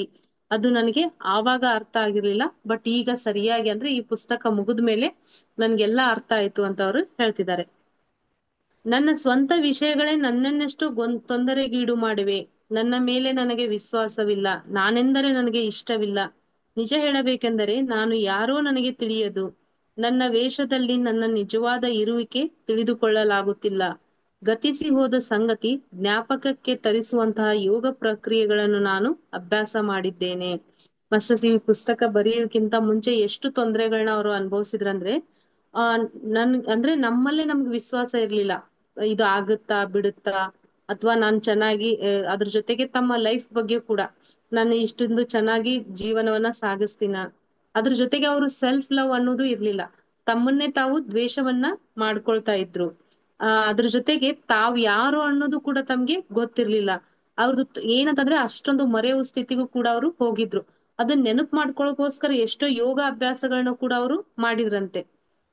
ನನ್ನ ಬಾಲ್ಯದಲ್ಲಿ ಎಷ್ಟೋ ವಿಷಯಗಳು, ವೇದನೆಗಳು ನನ್ನ ಜ್ಞಾಪಕಕ್ಕೆ ಬಂದು ನನ್ನನ್ನು ಕಾಡಿದವು. ಅದರ ಜೊತೆಗೆ ಆ ಒಂದು ಸಣ್ಣವರಿದ್ದಾಗ ಬರುವಂತಹ ದುಷ್ಸ್ವಪ್ನಗಳಾಗಿರ್ಬೋದು, ಅಂದ್ರೆ ಘಟನೆಗಳಾಗಿರ್ಬಹುದು, ಅವು ಕೂಡ ರಿಪೀಟ್ ಆಗಿ ಅವ್ರನ್ನ ನೋಯಿಸ್ತಾ ಇದ್ವಂತೆ. ಅಸ್ತವ್ಯಸ್ತವಾಗಿ ತಯಾರಾದೆನು. ಪುಸ್ತಕವನ್ನು ಬರೆಯುವ ಸ್ಪಷ್ಟತೆ ನನ್ನಲ್ಲಿ ಯಾವ ಮೂಲೆಯಲ್ಲೂ ಕಾಣಿಸಲಿಲ್ಲ. 2 ತಿಂಗಳಿಗೊಮ್ಮೆ ನನ್ನ ಪತ್ರಿಕೆಯನ್ನು ಬಿಡುಗಡೆ ಮಾಡುವುದಕ್ಕಾಗಿ ಸರ್ವ ಪ್ರಯತ್ನವನ್ನು ನಾನು ಮಾಡಬೇಕಾಯಿತು. ಹೀಗಾಗಿ ಅವ್ರು ಏನಂತಂದ್ರೆ, ಈ ಪುಸ್ತಕವನ್ನ ಬರಿಬೇಕಾದ್ರೆ ಇಷ್ಟೊಂದು ಸಂಕಟಗಳನ್ನ ನಾನು ಅನುಭವಿಸ್ತಾ ಇದ್ದೆ ಅಂತ ಅವರು ಹೇಳ್ತಿದ್ದಾರೆ ಮಾಸ್ಟರ್ಸ್. ಅಕ್ಟೋಬರಿನಲ್ಲಿ ಫ್ಲೆಡಿಯನ್ನರ ಜೊತೆ ನಾನು ಈಜಿಪ್ಟಿಗೆ ಹೋದೆನು. ಈ ಪ್ರಯಾಣವು ನನ್ನ ಜೀವನಕ್ಕೆ ಒಂದು ತಿರುವು ಕೊಡುತ್ತದೆ ಎಂದು ನನಗೆ ಅನಿಸಿತು. ನನ್ನ ಶಕ್ತಿಯನ್ನು ವೃದ್ಧಿಸಿಕೊಂಡು ಪುಸ್ತಕವನ್ನು ಪೂರ್ಣಗೊಳಿಸುವನೆಂದು ಊಹಿಸಿದೆ. ಎಷ್ಟೋ ಅದ್ಭುತವಾದ, ಶಕ್ತಿಯುತವಾದ ಪ್ರಯಾಣವದು. ಪ್ರಯಾಣವು ನನ್ನನ್ನು ಮಾನಸಿಕವಾಗಿ ಹಿಂಸಿಸಿ ಮೂಲೆಯಲ್ಲಿ ಬಿಸಾಡಿತು. ಮಾಸ್ಟರ್ಸ್, ಏನಾಗುತ್ತೆ ಅಂತಂದ್ರೆ, ಕಾಂತಿ ಲೋಕದ ವಾಸಿಗಳ ಜೊತೆ ಕನೆಕ್ಟ್ ಆಗಿ ಅವ್ರ ಏನಂತಂದ್ರೆ ಈ ಈಜಿಪ್ಟಿಗೆ ಹೋಗ್ತಾರೆ ಆಸ್ಟ್ರಲ್ ಆಗಿ. ಅಲ್ಲಿ ಹೋಗಿ ಅದೊಂದು ಅದ್ಭುತವಾದ ಪ್ರಯಾಣ. ಅವ್ರು ಏನ್ ಅನ್ಕೊಂಡ್ಬಿಡ್ತಾರೆ ಅಂತಂದ್ರೆ, ನಾನು ಈಗ ಏನು ಈ ಕನೆಕ್ಟ್ ಆಗಿದ್ದೀನಲ್ಲ ಫ್ಲೆಡಿಯನರ್ ಜೊತೆ, ಇನ್ ಈಸಿಯಾಗಿ ನಾ ಪುಸ್ತಕವನ್ನ ಬರೆದ್ ಮುಗಿಸ್ಬಹುದು, ಯಾವ್ದೇ ತೊಂದ್ರೆ ಇಲ್ಲ ಅಂತ ಅವ್ರು ಅನ್ಕೊಂಡಿರ್ತಾರೆ. ಆದ್ರೆ ಏನಂತಂದ್ರೆ ಪ್ರಯಾಣವೇನೋ ಅದ್ಭುತವಾಗಿತ್ತು. ಆದ್ರೆ ಆ ಪುಸ್ತಕವನ್ನ ಬರೆದು ಮುಗಿಸ್ತೀನಿ ಅನ್ನುವಂತ ಏನಿತ್ತಲ್ಲ, ಆ ಮಾನಸಿಕ ಸ್ಥಿತಿ ಅವರಲ್ಲಿ ಅವ್ ಯಾವುದೇ ಒಂದು ಸುಳಿವು ಕೂಡ ಇರ್ಲಿಲ್ಲ. ಅದ್ರ ಬದಲಿಗೆ ಏನಾಗ್ಬಿಡ್ತಂತಂದ್ರೆ ಅವ್ರಿಗೆ, ಆಗ ನನ್ನಲ್ಲಿ ವಿದ್ಯುತ್ ಲಯಗಳು ಎಲ್ಲವೂ ಅರಳಿದವು. ಅಲ್ಲಿವರೆಗೂ ನನ್ನಲ್ಲಿ ಇರುವೆ ಎಂದು ನನಗೆ ತಿಳಿಯದ ಅಸಹ್ಯಕರವಾದ ಆಲೋಚನೆಗಳೆಲ್ಲ ಜ್ಞಾಪಕಕ್ಕೆ ಬಂದವು. ನ್ಯೂಯಾರ್ಕಿಗೆ ತಿರುಗಿ ಬಂದ ಮೇಲೆ ಆ ಪುಸ್ತಕವನ್ನು ಬರೆಯುವ ಸಾಮರ್ಥ್ಯ ನನಗೆ ಲವಲೇಶವೂ ಇದ್ದಿಲ್ಲ. ನನಗೆ ಪುಸ್ತಕವನ್ನು ಬರೆಯಲಿಕ್ಕಾಗದು ಎಂದು ನನಗೆ ಅರ್ಥವಾಯಿತು. ಆ ಒಂದು ಪ್ರಯಾಣ ಏನ್ ಮಾಡ್ತಾರಲ್ಲ, ಅವಾಗೆ ಎಲ್ಲಾ ಫಾಸ್ಟ್ ಲೈಫ್ಗಳು, ಪ್ರೆಸೆಂಟ್ ಲೈಫ್ಗಳಲ್ಲೂ ಅದ್ರಲ್ಲೂ ನಮ್ಮ ಮನಸ್ಸಿನಲ್ಲಿರುವಂತ ಕಲ್ಮಶಗಳು ಏನಂತಂದ್ರೆ, ಅವು ಎನರ್ಜಿಯಲ್ಲಿ ಇದ್ದಾಗ ಮೊದ್ಲಿಗೆ ಬರುವೆ ಅವೆಲ್ಲ ಹೊರಗೆ ಹೋಗ್ಬೇಕಂದ್ರೆ ಅವೇ ಬರ್ತಾ ಹೋಗೋದ್ರಿಂದ ಅವ್ರಿಗೆ ಅನಿಸ್ತಾ ಹೋಯ್ತು, ನಾನ್ ನನ್ನನ್ನೇ ಎಷ್ಟು ಸ್ವಚ್ಛವಾಗಿ ಅನ್ಕೊಂಡ್ಬಿಟ್ಟಿದ್ದೆ, ನನ್ನಲ್ಲೂ ಇಷ್ಟು ಕಲ್ಮಶಗಳು ಹೊಲಸು ತುಂಬ್ಕೊಂಡ್ಬಿಟ್ಟಿದೆ, ನನ್ಗೆ ಇಷ್ಟೆಲ್ಲಾ ಇಷ್ಟೊಂದು ಅಸಹ್ಯಕರವಾಗಿ ನಾನು ಜೀವನ ಅಸ್ತವ್ಯಸ್ತವಾಗಿ ಮಾಡ್ತಾ ಇದ್ದೀನಿ. ಹಾಗಾಗಿ ಈ ಪುಸ್ತಕ ಬರೆಯುವ ಯೋಗ್ಯತೆನೇ ನನಗಿಲ್ಲ. ನಾನ್ ಬೇಡ, ವಾಪಸ್ ಏನ್ ಮಾಡ್ಬಿಡೋಣ, ನ್ಯೂಯಾರ್ಕಿಗೆ ಹೋಗ್ಬಿಟ್ಟು ನಾ ಈ ಪುಸ್ತಕವನ್ನ ಬರೀಬಾರ್ದು ಅಂತ ಡಿಸೈಡ್ ಮಾಡ್ಬೇಕು ಅಂತ ಅವರು ಅನ್ಕೊಂಡ್ಬಿಟ್ಟಿರ್ತಾರೆ. ಕೂಡಲೇ ನ್ಯೂಯಾರ್ಕ್ನಿಂದ ಹೊರಟು ಹೋಗಬೇಕೆಂದು ನನಗೆ ಅನ್ನಿಸಿತು. ಎಷ್ಟೋ ಶಕ್ತಿ ನನ್ನಲ್ಲಿಗೆ ಪ್ರವಹಿಸುತ್ತಾ ನನ್ನನ್ನು ಉಬ್ಬು ತಬ್ಬಾಗಿ ಮಾಡಿತು. ಬೀದಿಗಳಲ್ಲಿ ನಡೆಯುತ್ತಿದ್ದರೆ ನನ್ನ ಮೈಮೇಲೆ ಯಾವ ಬಟ್ಟೆಯೂ ಹಾಕದೆ ತಿರುಗುತ್ತಿದ್ದ ಹಾಗೆನ್ನಿಸತೊಡಗಿತು. ಭೂಮಿಯ ಅಂತರದೊಳಗೂ ನನಗೆ ಹೆಜ್ಜೆ ಇಡಲಾರದಷ್ಟು ಅನರ್ಹಳೆಂದು ಅನ್ನಿಸಿತು. ಅವ್ರಿಗೇನಂತಂದ್ರೆ, ನಾನು ಈ ಭೂಮಿ ಮೇಲೆ ಬದುಕ್ಲಿಕ್ಕೇನೆ ಯೋಗ್ಯಳಲ್ಲ ಅನ್ನುವಷ್ಟು ನಾನು ಕಲ್ಮಶವಾಗಿದ್ದೀನಿ ಅಂತ ಅನಿಸ್ತಾ ಹೋಗುತ್ತೆ. ಡಿಸೆಂಬರ್ನಲ್ಲಿ ಉತ್ತರ ಕರೋಲಿನಾಗೆ ಹೊರಟು ಹೋದೆ. ಒಳ್ಳೆಯ ದಿನಗಳು ಬಂದರೆ ಎಲ್ಲವೂ ಚೆನ್ನಾಗಿ ಹೊಂದಿಕೊಳ್ಳುತ್ತವೆ. ಅಲ್ಲಿಗೆ ಸಮೀಪದಲ್ಲಿದ್ದ ರಾಲಿಯಲ್ಲಿ ನನ್ನ ಈಜಿಪ್ಟ್ನ ಸ್ನೇಹಿತೆ ಲಬ್ಬಿ ವಾಸವಾಗಿದ್ದಾಳೆ. ನನಗೂ ಅವಳ ಹತ್ತಿರವಿದ್ದರೆ ಒಳ್ಳೆಯದೆನಿಸಿತು. ಇದನ್ನೆಲ್ಲಾ ಸುಧಾರಿಸ್ಕೋಬೇಕು ಅಂತಂದ್ರೆ ಅವ್ರಿಗೆ ಮತ್ತೆ 1-2 ತಿಂಗಳ ಟೈಮ್ ಅನ್ನ ತೆಗೆದುಕೊಳ್ತಾರೆ. ಆಮೇಲೆ ಅವ್ರು ಏನಂತಂದ್ರೆ ಕರೋಲಿ ಅನ್ನುವಂತಹ ಊರಿನ ಅಂದ್ರೆ ಕರೋಲಿನಾಗೆ ಹೋಗ್ತಾರೆ. ಅಲ್ಲಿ ಏನಂತಂದ್ರೆ ಅವ್ರಿಗೆ ಆ ಒಂದು ಒಳ್ಳೆಯ ದಿನಗಳನ್ನ ಕಳಿಲಿಕ್ ಸ್ಟಾರ್ಟ್ ಮಾಡ್ತಾರೆ, ಎಲ್ಲವನ್ನ ಮರೆತು. ಅದ್ರ ಜೊತೆಗೆ ಆ ಸಮೀಪದಲ್ಲೇ ಆ ರಾಲಿಯಲ್ಲಿ ಅವಳ ಒಬ್ಬಳು ಸ್ನೇಹಿತೆ ಲಬ್ಬಿ ಅಂದ್ಬಿಟ್ಟು ಇರ್ತಾರೆ. ಅವಳ ಹತ್ತಿರ ಇದ್ರೆ ಈ ಟೈಮ್ ನಲ್ಲಿ ನನ್ಗೆ ಒಳ್ಳೇದು ಅಂತ ಅವ್ರಿಗೆ ಯೋಚನೆ ಬರುತ್ತೆ. ನನಗಾಗಿ ರಾಲಿಯಲ್ಲಿ ಒಂದು ಮನೆಯನ್ನು ಹುಡುಕಿಡಲು ಲಬ್ಬಿಗೆ ಹೇಳಿದೆನು. ಮಸ್ಟರ್ಸ್ ಆ ಎಲ್ಲಾ ಏರುಪೇರುಗಳನ್ನ ದಾಟಿ, ಆ ಒಂದು ಅಸ್ತವ್ಯಸ್ತತೆಯನ್ನ ದಾಟಿ ಆ ಮನಸ್ಸು ಏನಾಗ್ಬಿಡುತ್ತೆ, ತಿಳಿಯಾಗ್ಬಿಡುತ್ತೆ. ಅವಾಗ ಅವ್ರಿಗೆ ಅನ್ಸುತ್ತೆ, ನಾನು ಈಗ ಪರವಾಗಿಲ್ಲ, ನನ್ನ ಸ್ನೇಹಿತೆ ಜೊತೆ ಲಬ್ಬಿ ಹತ್ರ ಇದ್ರೆ ನಾನಿನ್ನು ಚೆನ್ನಾಗಿರಿ, ಆ ಒಂದಿಷ್ಟು ಸಮಯಗಳನ್ನ ಚೆನ್ನಾಗ್ ಕಲಿಬೇಕು, ಅವಳಿಗೆ ನನ್ಗೊಂದ್ ಮನೆಯನ್ನ ಹುಡುಕೊಡು ಅಂತ ಕೇಳ್ಬೇಕು ಅಂತ ಹೇಳಿ ಹೇಳ್ತಾಳೆ ಮಾಸ್ಟರ್ಸ್. ಅದ್ರ ಜೊತೆಗೆ ಏನ್ ಹೇಳ್ತಾಳೆ ಅಂತಂದ್ರೆ, ಅದು ರಾಲಿಯಲ್ಲೇ ಇರ್ಬೇಕು, ಅದ್ರ ಜೊತೆಗೆ ನಾನು ವಾಸವಾಗುವ ಮನೆ, ಅದರ ಸುತ್ತಮುತ್ತಲ ಪ್ರದೇಶ ಯಾವ ರೀತಿ ಇರಬೇಕೆಂದು ಲಬ್ಬಿಗೆ ವರ್ಣಿಸಿದೆನು. ಅಂತಹ ಮನೆಗಾಗಿ ತಾನು ಪ್ರಯತ್ನಿಸುತ್ತೇನೆ ಎಂದಳು.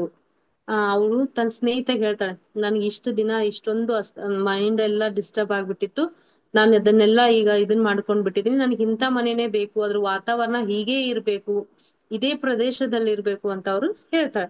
ಅವಳು ಅದನ್ನ ಅವಳ ಸ್ನೇಹಿತ ಕೇಳಿ, ಸರಿ ನನ್ ಕೈಯಲ್ಲ ಆದಷ್ಟು ನಾನು ನಿಜವಾಗ್ಲೂ ನಿನ್ಗೆ ಬೇಕಾದಂತ ಮನೆಯನ್ನೇ ನಾನು ಏನ್ ಮಾಡ್ತೀನಿ, ಹುಡುಕ್ ಕೊಡ್ತೀನಿ ಅಂತ ಹೇಳ್ತಾಳೆ. ರಾಲಿಗೆ ನಾನು ಹೊರಡುವುದಕ್ಕೆ ಸರಿಯಾಗಿ 1 ವಾರದ ಮುನ್ನ ಲಬ್ಬಿ ಅಂಗಡಿಗೆ ಒಬ್ಬ ಮನೆಯ ಯಜಮಾನಿ ಬಂದ. ತನ್ನ ಮನೆಯಲ್ಲಿ ಬಾಡಿಗೆ ಇರುವ ವ್ಯಕ್ತಿ ಇದ್ದಕ್ಕಿದ್ದ ಹಾಗೆ ಮನೆ ಖಾಲಿ ಮಾಡಿ ಹೋಗುತ್ತೇನೆಂದು ಹೇಳಿದನಂತೆ. ಆಗ ಲಬ್ಬಿ ಅವನ ಹತ್ತಿರ ಅಂದಳಂತೆ, ಆ ಮನೆ ಟೆರ್ರಾಗಾಗಿ ಕಾಯುತ್ತಿದೆ. ಅವ್ರಿಗೆ ಏನಂತಂದ್ರೆ, ನಿಜವಾಗ್ಲೂ ಅವ್ರ ಗೆಳತಿಗೆ ಈ ತರ ಮನೆ ಬೇಕು ಅಂತ ಹೇಳಿರ್ತಾಳಲ್ಲ, ಒಂದಿಷ್ಟು ಸಮಯವಾದ ತಕ್ಷಣ ಅವಳ ಲಬ್ಬಿ ಅನ್ನೋಳು ಅಂಗಡಿ ಇಟ್ಕೊಂಡಿರ್ತಾಳಲ್ಲ, ಅಲ್ಲಿ ಅಂಗಡಿ ಇಟ್ಕೊಂಡಾಗ ಏನಾಗುತ್ತೆ ಅಂತಂದ್ರೆ, ಒಬ್ಬ ಮನೆ ಯಜಮಾನ ಬರ್ತಾನೆ, ಬಂದ್ ಹೇಳ್ತಾನೆ, ಇಷ್ಟು ದಿನ ನೋಡಮ್ಮ ನನ್ ಮನೆಯಲ್ಲಿ ಇದ್ರಲ್ಲ, ಅವ್ರ ಏನಂತಂದ್ರೆ ಈಗ ಮನೆ ಖಾಲಿ ಮಾಡ್ಬಿಟ್ಟಿದ್ದಾರೆ, ನನ್ ಮನೆ ಖಾಲಿ ಇದೆ, ಯಾರಾದ್ರೂ ಬಾಡಿಗೆದಾರರು ಇದ್ರೆ ನೋಡು ಅಂತ ಹೇಳ್ತಾಳಂತೆ. ಅವಾಗ ಲಬ್ಬಿಗೆ ಅನ್ಸುತ್ತೆ, ಓಹೋ, ಇವ್ ಟೆರ್ರಾ ಹೇಳಿದಲ್ಲ ತನ್ಗೆ ಯಾವ ತರ ಮನೆ ಬೇಕಂತ, ಅವ್ರ ಮನೆ ನಿಜವಾಗ್ಲೂ ಹಾಗೆ ಇದೆಯಲ್ಲ, ಅದ್ರ ಜೊತೆಗೆ ಇಂಥ ವಾತಾವರಣ ಇರ್ಬೇಕು, ನಿಸರ್ಗದಲ್ಲೇ ಇರ್ಬೇಕಂತ ಹೇಳಿದಾಳಲ್ಲ, ನಿಜವಾಗ್ಲೂ ಆ ಮನೆ ನಿಸರ್ಗದಲ್ಲೇ ಇದೆ, ಅವಳು ಏನ್ ಹೇಳಿದಾಳಲ್ಲ ಅದು ಯೂನಿವರ್ಸ್ ಇವಳಿಗೆ ನಿಜವಾಗ್ಲೂ ಕೊಡ್ತಾ ಇದೆ, ಅದು ಟೆರ್ರಾಗಾಗಿ ಆ ಮನೆ ಖಾಲಿ ಆಗಿದೆ ಅಂತ ಅವಳು ಹೇಳ್ತಾಳೆ ಮಾಸ್ಟರ್ಸ್. 1 ವಾರದ ಮೇಲೆ ನಾನು ರಾಲಿಗೆ ಕಾರನ್ನು ಚಲಾಯಿಸುತ್ತಾ ನನ್ನ ಮನೆ ವಸ್ತುಗಳೆಲ್ಲವನ್ನು ತೆಗೆದುಕೊಂಡು ಹೊಸ ಮನೆಗೆ ಸೇರಿದೆ. ಆ ಮನೆ ನಾನು ಕೋರಿಕೊಂಡ ಹಾಗೇ ಇದೆ. ವಿಶಾಲವಾದ ತುಂಬಾ ಬೆಳಕಿನಿಂದ 175 ಎಕರೆಗಳ ಸ್ಥಳದ ಮಧ್ಯೆ ಇತ್ತು. ಆ ಮನೆಗೆ ಹೋದ ತಕ್ಷಣ ನನ್ನ ಆರೋಗ್ಯ ಸ್ಥೀಮಿಸಿತಕ್ಕೆ ಬರತೊಡಗಿತು. ನೆಲದ ಮೇಲೆ ಮಲಗಿಕೊಂಡೋ ಯಾವುದೋ ಗಿಡಕ್ಕೆ ಅಂಟಿಕೊಂಡೋ ಹಾಯಾಗಿ ವಿಶ್ರಾಂತಿ ಪಡೆದುಕೊಂಡಿರುತ್ತಿದ್ದೆ. ಪ್ರಕೃತಿಯೇ ನನಗೆ ವೈದ್ಯಳಾದಳು. ನನ್ನ ಆರೋಗ್ಯದ ಆಲೋಚನೆ ಬಿಟ್ಟರೆ ನನಗೆ ಮತ್ತೊಂದು ಯೋಚನೆ ಇರಲಿಲ್ಲ. ಅವಳು ಹೇಳಿದ ತಕ್ಷಣ ತನ್ನ ಕಾರನ್ನ ತೆಗೆದುಕೊಂಡು ಅವಳು ಏನ್ ಮಾಡ್ತಾಳೆ, ಹೋಗ್ತಾಳೆ ಟೆರಾ. ಅಲ್ಲಿ ಹೋದ ತಕ್ಷಣ ನೋಡ್ತಾಳೆ, ಆ ತನ್ನ ಮನೆ ಹೇಗ್ ಬೇಕಾಗಿತ್ತಲ್ಲ ಹಂಗೆ ನಿಸರ್ಗದ ಮಧ್ಯೆ 175 ಎಕರೆಗಳ ಮಧ್ಯೆ ಇತ್ತು. ಆ ಒಂದು ಮೈಂಡ್ ಡಿಸ್ಟರ್ಬ್ ಆಗಿತ್ತಲ್ಲ, ಆರೋಗ್ಯ ಸುಧಾರಿಸ್ಕೋಬೇಕಂತ ಆ ಮನೆಯ ನೆಲದ ಮೇಲೆ ಮಲ್ಕೊಳ್ತಾ ಇದ್ಲು. ಅದೇ ರೀತಿ ಗಿಡ ಮರಗಳಿಗೆ ಹೋಗಿ ಆ ಒಂದು ಅಪ್ಪಿಕೊಂಡು ಹಾಯಾಗಿ ವಿಶ್ರಾಂತಿಯನ್ನ ಪಡಿತಾ ಇದ್ಲು. ಹೀಗೆ ಏನಾಗತ್ತೆ ಅಂತಂದ್ರೆ ಪ್ರಕೃತಿ ಅವಳನ್ನ ಎಲ್ಲ ಆರಾಮವಾಗಿ ಕ್ಯೂರ್ ಮಾಡ್ಬಿಡುತ್ತೆ. ಅದೇ ರೀತಿ ಆ ಆರೋಗ್ಯ ಜೊತೆಗೆ ಆ ಯೋಚನಾ ಲಹರಿಯು ಕೂಡ ಅವಳಲ್ಲಿ ಕಡಿಮೆ ಆಗ್ತಾ ಬರುತ್ತೆ. ಇನ್ನೇನಾಗತ್ತೆ ನೋಡಿ ಮಾಸ್ಟರ್ಸ್, ಅವಳು ಮೊದ್ಲೇನಾಗಿದ್ಲು ಅಂತಂದ್ರೆ ಆ ಯೋಚನೆ ಅಂದ್ರೆ ಅವರು ಮೊದ್ಲೇ ಹೇಳ್ಬಿಟ್ಟಿದ್ರು, ಪುಸ್ತಕವನ್ನ ಬರಿಬೇಕಾದ್ರೆ ಫಸ್ಟ್ ನಿನ್ನನ್ನ ನೀನು ಸ್ವಚ್ಛ ಮಾಡ್ಕೊಳ್ತೀಯ, ಅದ್ರ ಜೊತೆಗೆ ನಿನ್ಗೆ ಆ ಪುಸ್ತಕ ಬರಿಲಿಕ್ಕೂ ಟೈಮ್ ಸಿಗುತ್ತೆ, ನೀನ್ ಇಷ್ಟಪಟ್ಟಂತ ಮನೆಯಲ್ಲೇ ಇರ್ತೀಯ ಅಂತ ಪ್ಲಿಡಿಯನ್ಸರು ಹೇಳಿದ್ರು. ಅದು ಈಗ ನಿಜವಾಗ್ತಾ ಇದೆ. ಯಾಕೆ ಅಂತಂದ್ರೆ ಅವಳು ತನ್ನ ಒಳಗೆ ಇರುವಂತಹ ಕಲ್ಮಶಗಳನ್ನ, ಆ ವಿಚಾರ ಲಹರಿಗಳು ಅವಳಿಗೆ ಗೊತ್ತಾಯ್ತು. ಓಹೋ, ನನ್ನಿಂತ ಇಷ್ಟು ಕೆಟ್ಟದಾದ ವಿಚಾರಗಳನ್ನ ನಾನು ಹೊಂದಿದ್ದೀನಿ, ಅವನ್ನೆಲ್ಲಾ ತೆಗೆದು ಹಾಕ್ಬೇಕು ಅಂತ ಅವಳು ಏನ್ ಮಾಡಿದ್ಲು, ತನ್ನನ್ನೇ ತಾನು ಒಳಗಿನಿಂದ ಕ್ಲೀನ್ ಮಾಡ್ತಾ ಹೋದ್ಲು. ಅಂದ್ರೆ ಅವಳ ಮನಸ್ಥಿತಿ ಈ ಪುಸ್ತಕ ಬರೀಲಿಕ್ಕೆ ಖಾಲಿ ಆಗ್ಬೇಕಾಗಿತ್ತಲ್ಲ, ಅದು ಈಗ ಖಂಡಿತವಾಗೂ ಖಾಲಿ ಆಯ್ತು. ಇನ್ನೇನು ಅಂತಂದ್ರೆ ಎರಡನೇದಾಗಿ ಅವಳು ಇರ್ಬೇಕಾಗಿತ್ತು ಪ್ರಕೃತಿಯ ಮಧ್ಯೆ. ಅಂತ ಮನೆ ಅವಳಿಗೆ ಏನಾಯ್ತು, ಸಿಕ್ಬಿಡ್ತು. ಈಗ ಅವಳು ಮನಸ್ಸು ಕೂಡ ಕ್ಲಿಯರ್ ಆಯ್ತು, ಬೇಕಾದಂತ ವಾತಾವರಣ. ಇನ್ನು ಅವಳಿಗೆ ಏನ್ ಬೇಕು, ಆ ಪುಸ್ತಕವನ್ನ ಬರೀಲಿಕ್ಕೆ ಟೈಮ್ ಬೇಕು. ಆ ಟೈಮ್ ಅವಳಿಗೆ ಸಿಗುತ್ತಾ ಅಂತ ನೋಡೋಣ ಮಾಸ್ಟರ್ಸ್. ಜನವರಿಯಲ್ಲಿ ನನ್ನ ಕನೆಕ್ಟಿಂಗ್ ಲಿಂಕ್ ಪತ್ರಿಕೆಯ 13ನೇ ಸಂಚಿಕೆಯನ್ನು ಮುದ್ರಿಸುವ ಕೆಲಸಕ್ಕಾಗಿ ಮಿಸ್ಗನ್ಗೆ ಹೋಗಿದ್ದೆನು. ಆ ಪತ್ರಿಕೆಯಿಂದ ನನ್ನ ಅನುಬಂಧ ಮುರಿಯುವ ಸಮಯ ಬಂದಿದೆ ಎಂದು ಗ್ರಹಿಸಿದೆ. ಆ ಪತ್ರಿಕೆಯಿಂದ ನಾನೆಷ್ಟೋ ಬೆಳೆದಿದ್ದೇನೆ, ಆದರೆ ನನಗೆ ಹೊಸ ದಿಗಂತ ಪ್ರವೇಶಿಸಲಿಕ್ಕೆ ಇದೇ ಸರಿಯಾದ ಸಮಯವೆಂದು ನನಗೆ ತೋಚಿತು. ಅದು ಸ್ಪಷ್ಟವಾಗಿ ತಿಳಿಯದೇ ಹೋಗಿದ್ದರೂ ಅರ್ಥವಾದ ದಿನ ಇದನ್ನು ಬಿಟ್ಟು ಹೋಗಬೇಕೆಂದು ನಿರ್ಣಯಿಸಿಕೊಂಡೆ. ಮಾಸ್ಟರ್ಸ್, ಅವಳು ಈಗ ಆ ಪುಸ್ತಕ ಬರೀಲಿಕ್ಕೆ ಸಮಯ ಬೇಕಲ್ಲ, ಯೂನಿವರ್ಸ್ ಅವಳಿಗೆ ಯಾವ ರೀತಿ ಹೆಲ್ಪ್ ಮಾಡ್ತಂದ್ರೆ, ಆ ಕನೆಕ್ಟಿಂಗ್ ಲಿಂಕ್ ನಲ್ಲಿ ಅವಳು ಕೆಲಸ ಮಾಡ್ತಾ ಇದ್ಲಲ್ಲ, ಅವಳಿಗೆ ಅನಿಸ್ತಾ ಹೋಯ್ತು, ಇದ್ರಲ್ಲಿ ನಾನು ಎಷ್ಟೋ ಸಮಯ ಕೆಲಸ ಮಾಡಿದ್ದೀನಿ, ಎಷ್ಟೋ ಅಂದ್ರೆ ನಾನು ಎಷ್ಟು ಗಳಿಸ್ಬೇಕಲ್ಲ ಅಷ್ಟೆಲ್ಲ ಗಳಿಸಿದೀನಿ. ಈಗ ನನಗೆ ಈ ಒಂದು ಯಾವ್ದೋ ಒಂದು ಡೈಮೆನ್ಷನ್ಗೆ ನಾನು ಶಿಫ್ಟ್ ಆಗ್ತಾ ಇದ್ದೀನಿ, ಈ ಪತ್ರಿಕೆ ಕೆಲಸವನ್ನ ನಾನು ಬಿಡ್ಬೇಕು ಅಂತ ಅವಳ ಮನಸ್ಸಿಗೆ ಯೋಚನೆ ಬರುತ್ತೆ. ಹಾಗೆ ಬಿಡ್ಬೇಕು ಅಂತ ಅಂದವಳು ಆ ಕೆಲಸವನ್ನ ಬಿಟ್ಬಿಡ್ತಾಳೆ. ಮನೆಗೆ ತಿರುಗಿ ಬಂದ ಮೇಲೆ ನಾನು ಇದ್ದ ಉದ್ಯೋಗವನ್ನು ಅನವಶ್ಯಕವಾಗಿ ತಿಳುವಳಿಕೆ ಇಲ್ಲದೆ ಬಿಟ್ಟೆನಾ ಅನಿಸಿತು. ಮತ್ತೊಂದು ಉದ್ಯೋಗ ಯಾವಾಗ ಬರುತ್ತದೆಯೋ ತಿಳಿಯದು, ಎಲ್ಲೂ ಬರುತ್ತದೆಯೋ ತಿಳಿಯದು. ಈಗ ನಾನು ಪ್ಲೆಡಿಯನರ ಕುರಿತು ಪುಸ್ತಕ ಬರೆಯಬಹುದು, ಇದೇ ಸರಿಯಾದ ಸಮಯ. ಇದ್ದಕ್ಕಿದ್ದ ಹಾಗೆ ಉದ್ಯೋಗವನ್ನು ಬಿಟ್ಟು ಒಳ್ಳೆಯ ಕೆಲಸವೇ ಮಾಡಿದನೆಂದು ನನಗೆ ಅನ್ನಿಸಿತು. ಮಾಸ್ಟರ್ಸ್, ಅವ್ರಿಗೆ ಏನಂತಂದ್ರೆ ಅವಾಗ ಅದು ಅರ್ಥ ಆಯ್ತು, ನಾನು ಯಾಕೆ ಕೆಲಸವನ್ನ ಬಿಟ್ಟಿದೀನಿ ಅಂತ ಹೇಳ್ಬಿಟ್ಟು. ನನ್ಗೆ ಇದಕ್ಕಿಂತ ಒಳ್ಳೆ ಉದ್ಯೋಗ ಮುಂದೆ ಸಿಗ್ಬೋದು ಅಥವಾ ಸಿಗ್ದೇನೂ ಇರ್ಬೋದು, ಮಾಡಿದ ಕೆಲಸದಲ್ಲಿ ನನ್ಗೆ ತೃಪ್ತಿ ಇದೆ. ಆದ್ರೆ ಈ ಪ್ಲೆಡಿಯನರ ಕುರಿತು ಪುಸ್ತಕ ಬರೀಲಿಕ್ಕೆ ನಂಗೆ ಸಮಯ ಬೇಕಾಗಿತ್ತಲ್ಲ, ಅದಕ್ಕೋಸ್ಕರ ನಾನು ಏನ್ ಮಾಡಿದೀನಿ, ಒಳ್ಳೆ ಕೆಲಸನೇ ಮಾಡಿದೀನಿ ಅಂತ ಅವಳಿಗೆ ಅನಿಸ್ತಾ ಹೋಯ್ತು. ಮಾಸ್ಟರ್ಸ್, ನೀವು ಏನ್ ಅನ್ಕೊಳ್ತೀವಿ ಅಂತಂದ್ರೆ ನಮ್ ಜೀವನವನ್ನ ನಾವೇ ಇದು ಮಾಡ್ತಾ ಇದೀವಿ ಅಂತೇಳಿ.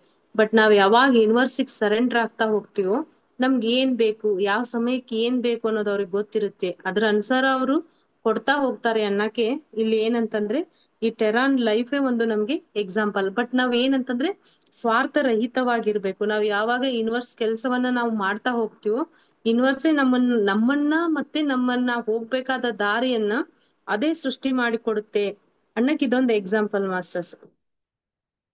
ಪುಸ್ತಕದಲ್ಲಿ ಸೇರಿಸುವಂತ ವಿಷಯಗಳನ್ನು ಬರೆದುಕೊಳ್ಳಲು ಪ್ರಾರಂಭಿಸಿದ್ದೇನೆ. ಅದ್ರ ಜೊತೆಗೆ ಟೇಪುಗಳನ್ನು ಅಂದ್ರೆ ಆ ರೆಕಾರ್ಡಿಂಗ್ಸ್ ಕೂಡ ಕೇಳಲಿಕ್ಕೆ ಪ್ರಾರಂಭಿಸಿದೆನು. ಈ ಕೆಲಸ ಎಷ್ಟೋ ಸುಲಭವಾಗಿ, ಆರಾಮದಾಯಕವಾಗಿ, ಧಾರಾಳವಾಗಿ ಸಾಗಿತು. ಒಂದು ನಿರ್ದಿಷ್ಟ ಕ್ರಮ ಪದ್ಧತಿಯನ್ನು ಪಾಲಿಸಬೇಕು ಎಂದುಕೊಳ್ಳಲಿಲ್ಲ. ನನಗೆ ಟೇಪುಗಳನ್ನು ಕೇಳುವಾಗ ಯಾವುದು ಬರೆಯಬೇಕೆಂಬುದು ಅನಿಸಿತೋ ಅದನ್ನೇ ಬರೆಯುತ್ತಾ ಇದ್ದೆ. ಸ್ವತಂತ್ರವಾಗಿ, ಸ್ವೇಚ್ಛವಾಗಿ ನನ್ನ ಬರವಣಿಗೆ ಸಾಗಿತು. ಪ್ಲೆಡಿಯನರ್ ಹೇಳಿದ್ರಲ್ಲ ಮಾಸ್ಟರ್ಸ್, ನೀನು ಹೇಗೆ ಈ ಪುಸ್ತಕವನ್ನ ಬರಿಬೇಕಂದ್ರೆ ಯಾವುದೇ ಒಂದು ಮನಸ್ಸಿನಲ್ಲಿ ನಿನ್ನ ವಿಚಾರಗಳನ್ನ ತೆಗೆದುಕೊಳ್ಳದೆ, ಡಿಸ್ಟರ್ಬ್ ಆಗದೆ, ಆ ವಿಚಾರಗಳನ್ನ ಹೇಗಿದ್ದಾವೋ ಹಾಗೆ ಬರಿಬೇಕು ಅನಿಸ್ತಾ ಇತ್ತಲ್ಲ, ಆ ಮನಸ್ಥಿತಿಯನ್ನ ಅವಳಿಗೆ ಹೊಂದ್ಬಿಟ್ಟಿದ್ಲು. ಅದೇ ರೀತಿ ಪುಸ್ತಕವನ್ನ ಬರಿತಾ ಹೋದ್ಲು.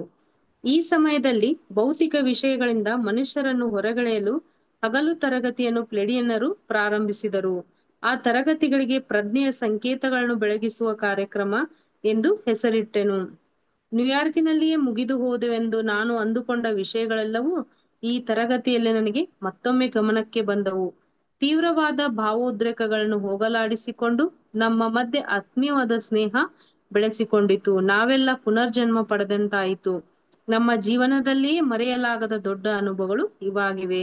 ಮಸಸ್ ಅವಾಗ ನ್ಯೂಯಾರ್ಕ್ ನಲ್ಲಿ ಇದ್ದಾಗ ಅವಳಿಗೆ ಮನಸ್ಸಿನಲ್ಲಿ ಡಿಸ್ಟರ್ಬ್ ಆಗಿದ್ದು ಹೇಗಿತ್ತಂತಂದ್ರೆ, ನಾನು ಇದನ್ನ ಬರೀಲಿಕ್ಕೆ ಯೋಗ್ಯಳಲ್ಲ, ನಾನು ಭೂಮಿಯಲ್ಲಿ ಇರ್ಲಿಕ್ಕೆ ಯೋಗ್ಯವಲ್ಲ ಅಂತ ಅನ್ಸ್ತಿತ್ತಲ್ಲ. ಈಗ ಏನಾಗಿತ್ತು ಅಂತಂದ್ರೆ ಫ್ರೆಡಿಯನ್ ಅವ್ರಿಗೆ ಒಳ್ಳೆ ಮಾರ್ಗದರ್ಶನವನ್ನ ಕೊಡ್ತಾ ಹೋಗ್ತಾ ಇದ್ರು ದಿನ ದಿನ. ಆ ಮನಸ್ಸಿನಲ್ಲಿರುವ ಭಾವೋದ್ರೇಕಗಳನ್ನ ಕಡಿಮೆ ಮಾಡ್ಕೊಳ್ತಾ ಇದ್ರು. ಅದೊಂದು ಅವಳಿಗೆ ಪುನರ್ಜನ್ಮನೇ ಆಗ್ಬಿಡ್ತಂತೆ. ಅಂದ್ರೆ ಆ ಒಂದು ಲೈಫ್ ನ ಹೇಗೆ ಒಂದು ಜರ್ನಿ ಆಯ್ತಂದ್ರೆ, ಕತ್ತಲೆಯಿಂದ ಬೆಳಕಿನಡೆಗೆ ಪ್ರವೇಶಿಸಿದ ಹಾಗೆ ಆ ಒಂದು ದೊಡ್ಡ ಅನುಭವ, ಜೀವನದಲ್ಲೇ ಮರೆಯಲಾರ್ದ ಅನುಭವಗಳನ್ನ ಅವಳು ಹೊಂದಿದ್ಲಂತೆ. ಫ್ಲೆಡಿಯನ್ ಹತ್ತಿರ ಮತ್ತೊಮ್ಮೆ ಪುಸ್ತಕ ಬರೆಯಲು ಚರ್ಚಿಸಿದೆನು. ತಮ್ಮ ಆಂತರಿಕ ಶಕ್ತಿಯನ್ನು ಪುನಃ ಚೇತನದಿ ಬಳಸಿಕೊಂಡು ವಿಶ್ವ ಪರಿಣಾಮ ಕ್ರಮದಲ್ಲಿ ಒಂದು ನವಶಕೆಯನ್ನು ಪ್ರಾರಂಭಿಸುವ ಕುರಿತು ಫ್ಲೆಡಿಯನ್ನರು ಹೇಳಿದರು. ಇದ್ದಕ್ಕಿದ್ದ ಹಾಗೆ ಪ್ರಬಲವಾದ ಚೈತನ್ಯ ನನ್ನಲ್ಲಿ ಏರ್ಪಟ್ಟಿತು. 1990ರಲ್ಲಿ ಮೊದಲ ಬಾರಿಗೆ ಪುಸ್ತಕ ಬರೆಯುವುದಕ್ಕೋಸ್ಕರ ಪ್ರಯತ್ನಿಸಿದಾಗ ನನ್ನಲ್ಲಿನ ಪ್ರಕಂಪನಗಳು ನನ್ನ ಅಧೀನದಲ್ಲಿ ಇಲ್ಲವೆಂದು ತಿಳಿಯಿತು. ಆಗಲೂ ಅದೇ ಪರಿಸ್ಥಿತಿಯಲ್ಲಿದ್ದೇನೆ. ಅದಕ್ಕಾಗಿ ನಾನು ಏನ ಮಾಡಬೇಕೆಂದು ಅವರನ್ನು ಪ್ರಶ್ನಿಸಿದೆನು. ಅವ್ರು ಹೇಳ್ತಾರೆ, ನಾನು ಮೊದ್ಲು ಪುಸ್ತಕ ಬರಿಬೇಕಾದ್ರೆ ನಾನು ಯಾಕಾದ್ರೂ ಈ ಕೆಲಸ ಒಪ್ಕೊಂಡೆ ಅಂತ ಹೇಳ್ತಾ ಇದ್ನಲ್ಲ, ಅದಕ್ಕೋಸ್ಕರ ನೀವು ನನ್ ಸರಿಯಾದ ಮಾರ್ಗದರ್ಶನ ಮಾಡ್ರಿ ಅಂದಾಗ ಈಗ ಸರಿಯಾದ ಸಮಯ ಬಂದಿದೆ. ನೀನೇನ್ ಮಾಡ್ಬೋದು, ಇಲ್ಲೊಂದು ನವಶಕೆ ಪ್ರಾರಂಭ ಆಗಿದೆ.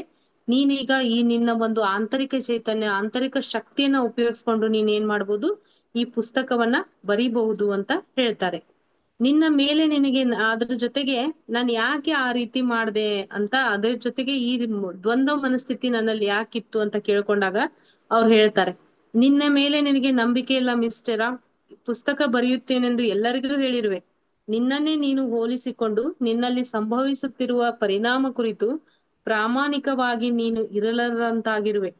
ಹೊರಗಿರುವ ನಿನ್ನ ಸ್ನೇಹಿತರೆಲ್ಲರೂ ನಿನ್ನ ಈ ತತ್ವವನ್ನೇ ಪ್ರತಿಬಿಂಬಿಸುತ್ತಾ ನಿನಗೆ ಕಾಣಿಸುತ್ತಿದ್ದಾರೆ. ನಿನ್ನ ಅಂತರಗಳಿಗೆ ನೀನು ಪ್ರವೇಶಿಸಬೇಕು. ಮನುಷ್ಯರೆಲ್ಲರ ಒಳಗಿನ ಮೋರೆಗಳಲ್ಲಿ ಆತ್ಮಕ್ರೋಧವು ಮತ್ತು ಆತ್ಮದ್ವೇಷ ಮನೆ ಮಾಡಿಕೊಂಡಿರುತ್ತದೆ. ನಿನಗೆ ಅನುಕೂಲಕರವಾಗಿರದ ನಿನ್ನ ಪರಿವರ್ತನೆಯ ರೀತಿಯನ್ನು ನೀನು ಕುಲಂಕುಷವಾಗಿ ಪರೀಕ್ಷಿಸಿ ಅನ್ವೇಷಣೆ ಮಾಡಿ ನೋಡಬೇಕು. ನೀನೀಗ ಎಲ್ಲರಿಗೂ ಹೇಳ್ಬಿಟ್ಟಿದ್ಯಾ ನಾನು ಪುಸ್ತಕ ಬರೀತೀನಿ ಅಂತ. ಅದ್ರ ಜೊತೆಗೆ ನಿನ್ನಲ್ಲೇ ನಿನ್ಗೆ ಆತ್ಮವಿಶ್ವಾಸ ಇಲ್ಲ. ಅಲ್ಲಲ್ಲೇ ಏನಾಗಿದೆ ಅಂತಂದ್ರೆ ದ್ವೇಷ, ಕ್ರೋಧ ಅನ್ನೋದೇ ತುಂಬಿಕೊಂಡಿದೆ. ನೀನ್ ಪ್ರಾಮಾಣಿಕವಾಗಿ ಯಾವಾಗ ನೀನು ನಂಬ್ತೀಯೋ ನಿನ್ನನ್ನೇ ನೀನು, ಅವಾಗೆ ಆ ಪರಿವರ್ತನೆ ಬರ್ಲಿಕ್ ಸಾಧ್ಯ ಅಂತ ಹೇಳ್ತಾರೆ. ಆ ಪ್ರವರ್ತನೆ ನಿನ್ನಲ್ಲಿ ಏರ್ಪಡುವುದಕ್ಕೆ ಕಾರಣಗಳನ್ನು ನೀನು ಸರಿಯಾಗಿ ತಿಳಿದುಕೊಳ್ಳಬೇಕು.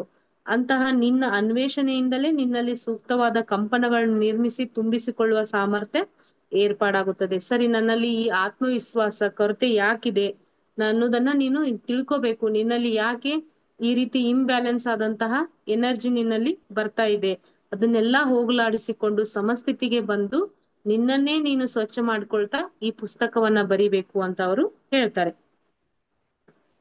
ಈ ಪುಸ್ತಕದಲ್ಲಿ ಉಪಯೋಗಿಸಲಾದ ಎಷ್ಟೋ ವಿಷಯಗಳನ್ನ ನೀನು ಮಂಥನ ಮಾಡಿಕೊಳ್ಳಬೇಕು. ಎಷ್ಟು ಅನುವಾದವನ್ನು ಮಾಡಿ ನಮ್ಮಿಂದ ಒಂದು ಅನ್ಯೋನ್ಯ ಸಂಬಂಧವನ್ನು ನೀನು ಏರ್ಪಾಡು ಮಾಡಿಕೊಂಡಿರುವೆ. ನಿಶ್ಚಲ ಚಿತ್ತರಾಗಿ ಸಾವಧಾನವಾಗಿ ನಮ್ಮ ಮಾತುಗಳೆಲ್ಲವನ್ನು ಕೇಳಿರುವೆ. ಆ ಮಾತುಗಳು ನಿನ್ನ ಮೇಲೆ ನೀನು ಪ್ರಯೋಗಿಸಿ ನೋಡಿಕೊಂಡಿರುವೆ. ದಾರಿ ತಪ್ಪಿ ಹೋಗಿಲ್ಲ, ವಿಜಯ ಸಾಧನೆಯಲ್ಲಿರುವೆ. ನೀನೇನ್ ಮಾಡ್ಬೋದು ಅಂತಂದ್ರೆ, ಈಗ ಕರೆಕ್ಟ್ ಆಗಿ ನಮ್ಮಿಂದ ಹೇಗೆ ಮಾಹಿತಿಯನ್ನ ಎಲ್ಲಾ ಸಂಗ್ರಹ ಮಾಡ್ಕೊಂಡಿದ್ಯಲ್ಲ, ಅದನ್ನೆಲ್ಲಾ ಬಳಸ್ಕೊಂಡು ನೀನ್ ಏನ್ ಮಾಡ್ಬೋದು, ಈ ಪುಸ್ತಕವನ್ನ ಬರಿಬಹುದು ಅಂತ ಅವರು ಹೇಳ್ತಾರೆ. ನನ್ನ ಪುಸ್ತಕಕ್ಕೆ ತಕ್ಕ ಸಮಾಚಾರ ಅನುವಾದವಾಗಿ ನನ್ನಲ್ಲೇ ಇದೆ ಎಂದು ಫ್ಲೆಡಿಯನ್ನರು ಹೇಳಿದರು. ಆ ವಿಷಯವನ್ನು ಪುಸ್ತಕವಾಗಿ ರೂಪಿಸುವ ಜವಾಬ್ದಾರಿ ಭಾರ ಮಾತ್ರ ಬಾಕಿ ಇದೆ ಎಂದರು. ಅದನ್ನು ಯಾವ ರೀತಿ ಅನುಷ್ಠಾನ ಮಾಡಬೇಕು ನನಗರ್ಥವಾಗುತ್ತಿಲ್ಲ. ನನ್ನ ಹತ್ತಿರ ಇರುವ ಎಲ್ಲ ಕಾಗದಗಳನ್ನು ಮತ್ತೊಮ್ಮೆ ಪೂರ್ತಿಯಾಗಿ ಓದಿ ಎಲ್ಲಿ ಯಾವ ಭಾಗಗಳು ಕೆಲಸಕ್ಕೆ ಬರುವೋ ನಿರ್ಣಯ ಮಾಡಿ ವಿಂಗಡಣೆ ಮಾಡಿಕೊಳ್ಳಬೇಕು. ಕೆಲವು ವಿಷಯಗಳ ಮೇಲೆ ಅನುವಾದಗಳು ಪುಟಗಳಿಗೆ ವಿಸ್ತರಿಸಿರುವೆ. ಇವೆಲ್ಲವನ್ನು ಸೂಕ್ತವಾದ ರೀತಿಯಲ್ಲಿ ಹೇಗೆ ಜೋಡಿಸಿಕೊಳ್ಳಬೇಕು, ಅದ್ರ ಜೊತೆಗೆ ಅವಳು ಎಲ್ಲವನ್ನ ರೆಡಿ ಮಾಡಿರ್ತಾಳೆ ಮಾಸ್ಟರ್ಸ್. ಇನ್ನೇನು ಎಲ್ಲಾ ಪುಸ್ತಕಗಳನ್ನ ಬರೆದು ರೆಡಿ ಮಾಡಿರ್ತಾಳೆ. ಬಟ್ ಅದ್ ಲಾಸ್ಟ್ ಏನ್ ಇಟ್ಟಿರ್ತಾಳೆ ಅಂತಂದ್ರೆ, ನಾನು ಯಾವ ಪೇಜ್ ಆದ್ಮೇಲೆ ಯಾವ ಪೇಜ್ ಹಾಕ್ಬೇಕು ಅಥವಾ ಯಾವ ಭಾಗಕ್ಕೆ ಯಾವ ಹೆಸರುಗಳನ್ನ ಕೊಡ್ಬೇಕು, ಕೆಲವೊಂದಿಷ್ಟು ವಿಷಯಗಳನ್ನ ಅವಳು ಬಾಕಿ ಇಟ್ಟಿರ್ತಾಳೆ. ಅದಕ್ಕಾಗಿ ಫ್ಲೆಡಿಯನ್ನರು ಪ್ರತಿ ರಾತ್ರಿ ನಾನು ಮಲಗುವ ಮುನ್ನ 1 ನಿಮಿಷ ತಮಗಾಗಿ ವಿನಿಯೋಗಿಸಬೇಕು. ಈ ಹೊಸ ಸುಪ್ರಭಾತವನ್ನು ತರುವವರ ಪುಸ್ತಕದ ಮುಖಪುಟದ ಮೇಲಿನ ಚಿತ್ರವು ಹೇಗೆ ಇರುತ್ತದೆಯೋ ಊಹಿಸುತ್ತಾ ಇರಬೇಕೆಂದು ಆದೇಶಿಸಿದರು. ಅದಕ್ಕೋಸ್ಕರ ನೀನೇನ್ ಎಲ್ಲಾ ಪುಸ್ತಕಗಳನ್ನ ಬರೆದು ರೆಡಿ ಮಾಡಿಟ್ಟಿದೆಯಲ್ಲ, ಅದಕ್ಕೆ ಕವರ್ ಪೇಜ್ ಯಾವ ರೀತಿ ಇರ್ಬೇಕು ಅನ್ನೋದನ್ನ ನೀನು ದಿನ ವಿಜುವಲೈಸೇಷನ್ ಮಾಡ್ಕೋಬೇಕು. ಅದಕ್ಕಾಗಿ ರಾತ್ರಿ 1 ನಿಮಿಷ ಟೈಮ್ ಅನ್ನ ನೀನು ಅದಕ್ಕೆ ಕೊಡ್ಬೇಕು ಅಂತ ಅವರು ಹೇಳ್ತಾರೆ. ನವೋದಯ ಸಾಹಿತಿಗಳ ಪುಸ್ತಕವು ಹೇಗಿರುತ್ತದೆಯೋ ನಾನು ಊಹಿಸಬೇಕು. ಪ್ರತಿ ರಾತ್ರಿಯೂ ಮುಖಪುಟದ ಚಿತ್ರವನ್ನು ನಾನು ಬದಲಿ ಹೊಸ ಚಿತ್ರವನ್ನು ಊಹಿಸುತ್ತಾ ಇರಬೇಕು. ನನಗೆ ಆ ಚಿತ್ರವಾದ ಬದಲಾವಣೆ ಮಾಡಿಕೊಳ್ಳಬೇಕು ಎಂದೆನಿಸಿದರೆ ನಾನು ಖಂಡಿತ ಬದಲಾವಣೆಯನ್ನು ಮಾಡಿಕೊಳ್ಳಬಹುದು. ಈ ರೀತಿ ಅವರು ಹೇಳ್ತಾರೆ. ಆ ಪುಸ್ತಕದಲ್ಲಿನ ಎಲ್ಲ ವಿಷಯವು ನನಗೆ ಕನಸಿನ ರೂಪದಲ್ಲಿ ಕಾಣಿಸುತ್ತದೆ. ಭವಿಷ್ಯದಲ್ಲಿ ಇಲ್ಲಿವರೆಗೆ ಇರುವ ಆ ಪುಸ್ತಕವನ್ನು ವರ್ತಮಾನ ಕೆಳೆದುಕೊಂಡು ತೆರೆದು ಪ್ರತಿ ರಾತ್ರಿಯೂ ಓದಬೇಕು. ಅದೇನು ದೊಡ್ಡ ಕೆಲಸವಿಲ್ಲವೆಂದು ಪ್ಲೆಡಿಯನ್ನರು ನನ್ನ ಹತ್ತಿರ ಹೇಳಿದರು. ಪೂರ್ತಿ ಕೆಲಸ ತಾವೇ ಮಾಡುತ್ತಾ ಹೋಗುತ್ತೇವೆ ಎಂದರು. ನನಗೆ ಒಳ್ಳೆಯದೆನಿಸಿತು. ಅವಳು ಹೇಳ್ತಾ ಹೋಗ್ತಾರೆ, ನೀನೆಲ್ಲಾ ಬರೆದ್ ರೆಡಿ ಮಾಡಿದ್ಯಲ್ಲ, ಇನ್ ಕವರ್ ಪೇಜ್ ಯಾವ ರೀತಿ ಇರ್ಬೇಕು ಅನ್ನೋದನ್ನ ರಾತ್ರಿ ವಿಜುವಲೇಷನ್ ಮಾಡ್ಕೊಳ್ಳಿ. ಅದ್ರ ಜೊತೆಗೆ ನೀನ್ ಮಲಗ್ತಾ ಹೋದಾಗ ಕನಸಿನ ರೂಪದಲ್ಲಿ ನಿನ್ಗೆ ಆ ಪುಸ್ತಕ ಬರುತ್ತೆ. ಅದನ್ನ ನೀನ್ ಏನ್ ಮಾಡ್ಬೋದು, ಓದ್ತಾ ಹೋಗ್ಬೋದು. ಅದ್ರ ಜೊತೆಗೆ ನಿನ್ಗೆ ಅದು ಒಂದು ಈಗೇನು ಆಸ್ಟ್ರಲ್ ಆಗಿ ಓದ್ತಾ ಇದೆಯಲ್ಲ, ಅದು ಪ್ರೆಸೆಂಟ್ ನಲ್ಲಿ ಎಲ್ರಿಗೂ ಕಣ್ಣಿಗೆ ವರ್ತಮಾನ ರೂಪದಲ್ಲಿ ಬಂದೇ ಬರುತ್ತೆ. ಅದನ್ನ ನೀನ್ ಏನ್ ಮಾಡ್ಬೇಕು ಅಂತಂದ್ರೆ, ಇದೇನ್ ದೊಡ್ಡ ಕೆಲಸವಲ್ಲ, ನಾವು ಕೂಡ ನಿನ್ಗೆ ಸಹಾಯ ಮಾಡ್ತೀವಿ ಅಂತ ಅವರು ಹೇಳ್ತಾರೆ. ಮೊದಲ ವಾರ ನನ್ನ ಪ್ರಯತ್ನಗಳೆಲ್ಲವೂ ವಿಫಲವಾದವು. ಪುಸ್ತಕವನ್ನು ಓದುತ್ತಿದ್ದ ಹಾಗೆ ಊಹಿಸುತ್ತಾ ಮಲಗಲು ಉಪಕ್ರಮಿಸುತ್ತಿದ್ದೆ. ಎಚ್ಚರ ಬಂದ ಕೂಡಲೇ ಟೇಬಲ್ ಮೇಲಿರುವ ಕಾಗದವೆಲ್ಲವನ್ನು ನೋಡಿ ಬೆಚ್ಚಿ ಬೀಳುತ್ತಿದ್ದೆ.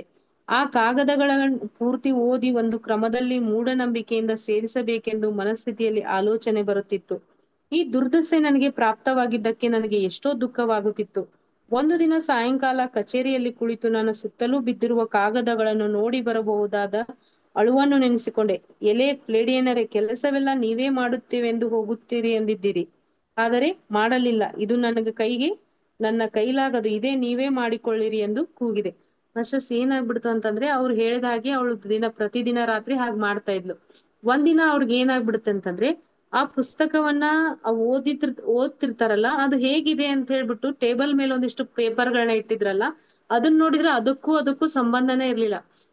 ಅಲ್ಲಿ ಕತೆಗಳ ರೂಪದಲ್ಲಿ ಬಂದಿದ್ದೇ ಬೇರೆ, ಇಲ್ಲಿ ಪೇಜ್ಗಳು ಅಸ್ತವ್ಯಸ್ತ ಆಗಿ ಬಿದ್ಬಿಟ್ಟಿದ್ದು. ಅದ್ರ ಜೊತೆಗೆ ತಾನು ಜೋಡಿಸ್ತಾ ಹೋದ್ರೆ ಎಲ್ಲಿ ನಾನು ಮೂಢನಂಬಿಕೆಯಿಂದ ನನ್ನ ವಿಚಾರಗಳನ್ನ ಅದ್ರಲ್ಲಿ ಜೋಡಿಸ್ತಾ ಇದ್ದೀನ ಅಂತ ಅವಳಿಗೆ ಅನಿಸ್ತಾ ಹೋಯ್ತು. ಇದೊಂದು ದ್ವಂದ್ವ ವಿಚಾರ ಅಥವಾ ದ್ವಂದ್ವ ವಿಚಾರ ಕಲ್ಪನೆ ಅವಳಿಗೆ ಬಂದಿದ್ದಕ್ಕೆ ತನ್ ಬಗ್ಗೆ ಅವಳಿಗೆ ಏನಾಗ್ಬಿಡ್ತು ಅಂದ್ರೆ ಸಿಟ್ಟು ಬಂದ್ಬಿಡ್ತು. ಅದ್ರ ಜೊತೆಗೆ ಪ್ಲೆಡಿಯನ್ನರ್ ಮೇಲ್ ಕೂಡ ಸಿಟ್ಟು ಬಂದು, ನೀವ್ ಇಷ್ಟೆಲ್ಲಾ ಹೆಲ್ಪ್ ಮಾಡ್ತೀನಿ ಅಂತ ಹೇಳಿದ್ರಿ, ಈಗ ನೋಡಿದ್ರೆ ಇಷ್ಟೆಲ್ಲಾ ಅಸ್ತವ್ಯಸ್ತವಾಗಿ ಕಾಗದಗಳೆಲ್ಲ ಬಿದ್ಬಿಟ್ಟಿದಾವಲ್ಲ, ಇದೆಲ್ಲಾ ನನ್ ಕೈಲಿ ಜೋಡಿಸ್ಲಿಕ್ ಆಗ್ತಿಲ್ಲ, ನೀವೇ ಮಾಡ್ರಿ ಅಂತ ಏನ್ ಮಾಡ್ತಾಳೆ ಅಂತಂದ್ರೆ, ಆ ಪೇಪರ್ಗಳನ್ನೆಲ್ಲಾ ಬಿಸಾಕ್ಬಿಡ್ತಾಳೆ ಮಾಸ್ಟರ್ಸ್.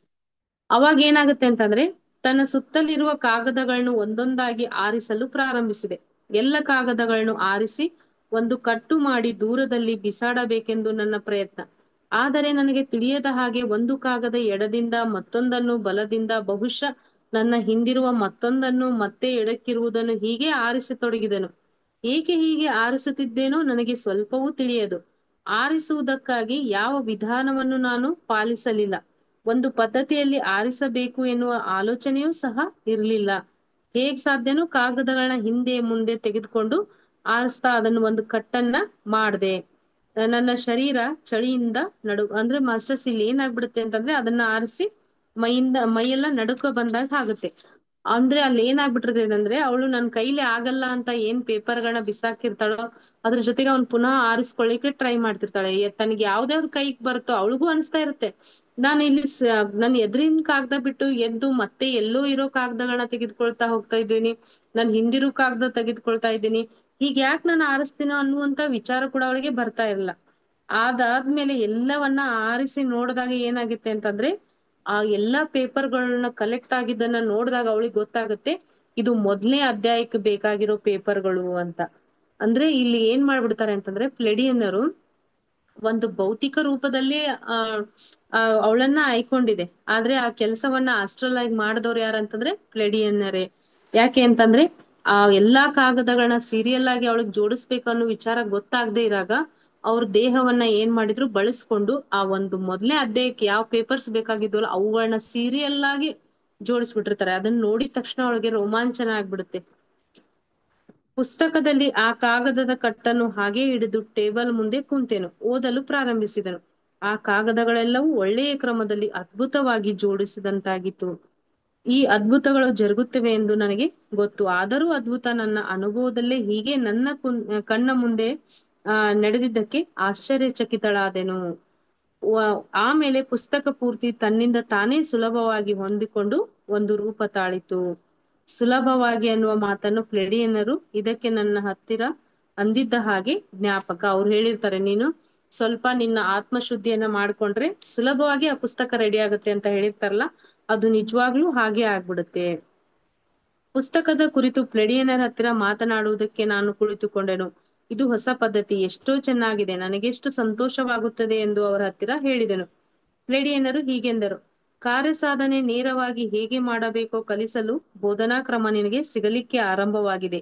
ನೀನು ಎಷ್ಟೆಷ್ಟೋ ಒಂದು ಕೆಲಸವನ್ನು ಮಾಡುವುದರಲ್ಲಿ ನಿನ್ನ ಸ್ವಪ್ರಯತ್ನವನ್ನು ಹೆಚ್ಚಿಸಿಕೊಳ್ಳುತ್ತಾ ಇರುತ್ತಿದೆಯೋ ಅಷ್ಟಷ್ಟು ಆ ಕೆಲಸ ಅನುಕೂಲವಾಗುತ್ತಾ ಹೋಗುತ್ತದೆ. ನಿನ್ನ ಕಾರ್ಯಾಚರಣೆಯಲ್ಲಿ ಮೊದಲು ನಿನ್ನ ಅಡ್ಡಂಕಿಯ ಕೀರಿಮೆ ತೊಲಗಬೇಕು. ಅಡ್ಡಂಕಿ ತೊಲಗುವುದಕ್ಕೆ ನೀನು ಕೇವಲ ಸಂಕಲ್ಪ ಮಾಡಿದರೆ ಸಾಕು. ಎಷ್ಟೆಷ್ಟೋ ನಿನ್ನ ಸಂಕಲ್ಪದ ಬೆಳೆಯುತ್ತಾ ಇರುತ್ತದೆಯೋ ಅಷ್ಟು ನಿನ್ನೆಲ್ಲಾ ಕೆಲಸಗಳು ಸುಲಭವಾಗಿ ಜರುಗುತ್ತಾ ಪುಸ್ತಕ ಪೂರ್ತಿಯಾಗುತ್ತದೆ ಎಂದು ಹೇಳಿದರು. ಮಾಸ್ಟರ್ಸ್ ಅವ್ರು ಹೇಳ್ತಾ ಹೋಗ್ತಾರೆ, ನೀನು ಸಂಕಲ್ಪವನ್ನ ಮಾಡ್ಬೇಕು, ಅದು ಆತ್ಮ ಶುದ್ಧಿಯಿಂದ ಮಾಡ್ಬೇಕು, ಆವಾಗ ನಿನ್ನೆಲ್ಲ ಕೆಲಸಗಳು ಈಸಿಯಾಗಿ ಆಗ್ತಾ ಹೋಗ್ತವೆ ಅಂತ ಅವರು ಹೇಳ್ತಾರೆ ಮಾಸ್ಟರ್ಸ್. ಈ ಕೆಲಸ ಸಾಧ್ಯವಾಗಲು ನಿನಗೆಷ್ಟು ಕಾಲ ಬೇಕಾಯಿತೋ ಗಮನಿಸು. ನಾವು ಮಾಡುತ್ತಿರುವುದು ನಿರಂತರ ಬೋಧನೆ ಮಾತ್ರವಲ್ಲ, ಮಾರ್ಗದರ್ಶಕರಾಗಿಯೇ ನಾವು ಇದ್ದೀವಿ. ನಿನ್ನ ಹಾರಿಕೆಗೆ ಲಗಾಮು ಹಾಕುತ್ತಿದ್ದೇವೆ. ಆತ್ಮ ಪರಿಶೀಲನೆ ಎನ್ನುವುದು ನಿನ್ನಲ್ಲಿಯೇ ಉಂಟಾಗಲು ಪ್ರೇರೇಪಿಸುತ್ತಿದ್ದೇವೆ. ಆ ಸಾಧನೆ ಕಾರ್ಯಕ್ರಮವನ್ನು ಕುರಿತು ಸರಿಯಾದ ಅವಗಾಹನೆ ನಿನ್ನಲ್ಲಿಯೇ ಏರ್ಪಾಡುವಾಗುವಂತೆ ಉತ್ತೇಜಿಸಿದ್ದೇವೆ. ನಿನ್ನ ಸ್ಪಷ್ಟವಾದ ಸಂಕಲ್ಪವೇ ಸರ್ವ ಕಾರ್ಯಗಳು ಸಾಧಿಸಲು ಅನುಕೂಲವಾಗುತ್ತದೆ ಎನ್ನುವುದನ್ನ ನೀನು ಪ್ರತ್ಯಕ್ಷ ಅನುಭವದಿಂದ ತಿಳಿದುಕೊಂಡಿರುವೆ. ಮಿಕ್ಕ ಪುಸ್ತಕ ಪೂರ್ತಿ ತನ್ನಷ್ಟಕ್ಕೆ ತಾನೇ ರೂಪುಗೊಂಡಿತು. ಫ್ಲೆಡಿಯನ್ನರು ಹೇಳಿದ ಹಾಗೆ ಬಾರ್ಬರಾ ನಾನು ಲವಲೇಶವೂ ಪ್ರಯತ್ನಗಳನ್ನು ಮಾಡದೆಯೇ ಪುಸ್ತಕವನ್ನು ಮುದ್ರಿಸಲಿಕ್ಕೆ ಒಬ್ಬ ಮುದ್ರಣಕಾರ ಮುಂದೆ ಬಂದನು.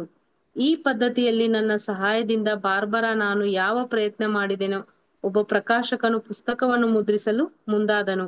ಈ ಪದ್ಧತಿಯಲ್ಲಿಯೇ ನನ್ನ ಸಹಾಯದಿಂದ ಬಾರ್ಬರಾ ಹ್ಯಾಂಡ್ಲಿಕ್ಲೋ ಪೂರ್ತಿ ಮಾಡಿದ ಪುಸ್ತಕಗಳನ್ನು ಪ್ರಕಟಿಸಿದಳು. ಫ್ಲೆಡಿಯನ್ನರು ಹೇಳಿದ ಮಾತುಗಳೇ ನಿಜವಾದವು ಎನಿಸಿತು. ಈ ಪುಸ್ತಕದ ರಚನೆ ಹೇಗೆ ನಡೆಯಿತು ಗಮನಿಸಿದರೆ ನನಗೆ ಎಷ್ಟೋ ಆಶ್ಚರ್ಯವಾಗುತ್ತಿರುತ್ತದೆ. ಪುಸ್ತಕವನ್ನು ಹೇಗೆ ತಯಾರಿಸಬೇಕು, ಹೇಗೆ ರಚಿಸಬೇಕು, ಆ ಪ್ರಣಾಳಿಕೆಗಳನ್ನು ಯಾವುದೊಂದು ನಾವು ಊಹಿಸಿರಲಿಲ್ಲ.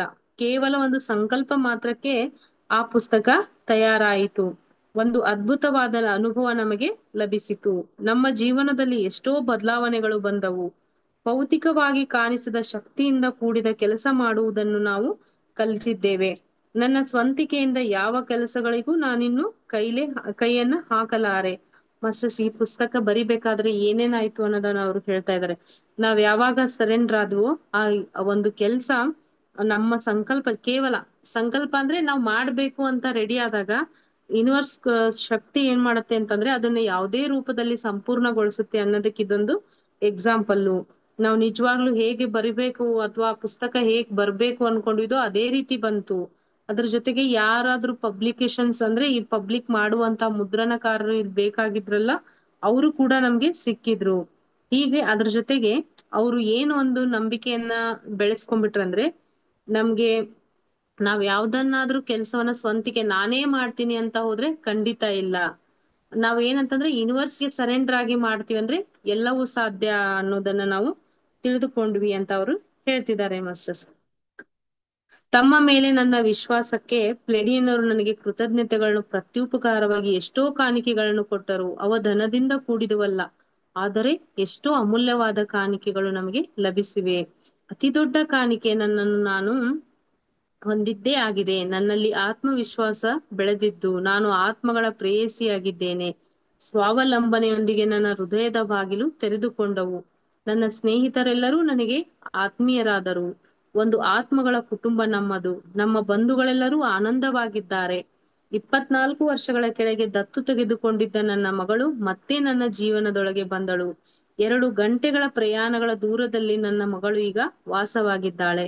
ನಮ್ಮ ಜೀವನಗಳು ಆನಂದಮಯವಾಗಿ ತಯಾರಾಗಿವೆ. ಮಾಸ್ಟರ್ಸ್ ಅವರು ಅದ್ರ ಜೊತೆಗೆ ಏನ್ ಹೇಳ್ತಿದ್ದಾರೆ ಅಂತಂದ್ರೆ, ಈ ಪುಸ್ತಕವನ್ನ ಬರೆದಿದ್ದಕ್ಕೆ ಪ್ಲೆಡಿಯನ್ನರು ನಮ್ಗೆ ಕೃತಜ್ಞತೆ ರೂಪದಲ್ಲಿ ಎಷ್ಟೋ ಕಾಣಿಕೆಗಳನ್ನ, ಅಂದ್ರೆ ನಾವು ಕಾಣಿಕೆ ಅಂದ ತಕ್ಷಣ ಕೇವಲ ದುಡ್ಡು ಹಣ ಸಂಪತ್ತಲ್ಲ, ಅದಕ್ಕೂ ಮೀರಿದಂತದ್ದು ಆತ್ಮ ಸಂಪತ್ತು.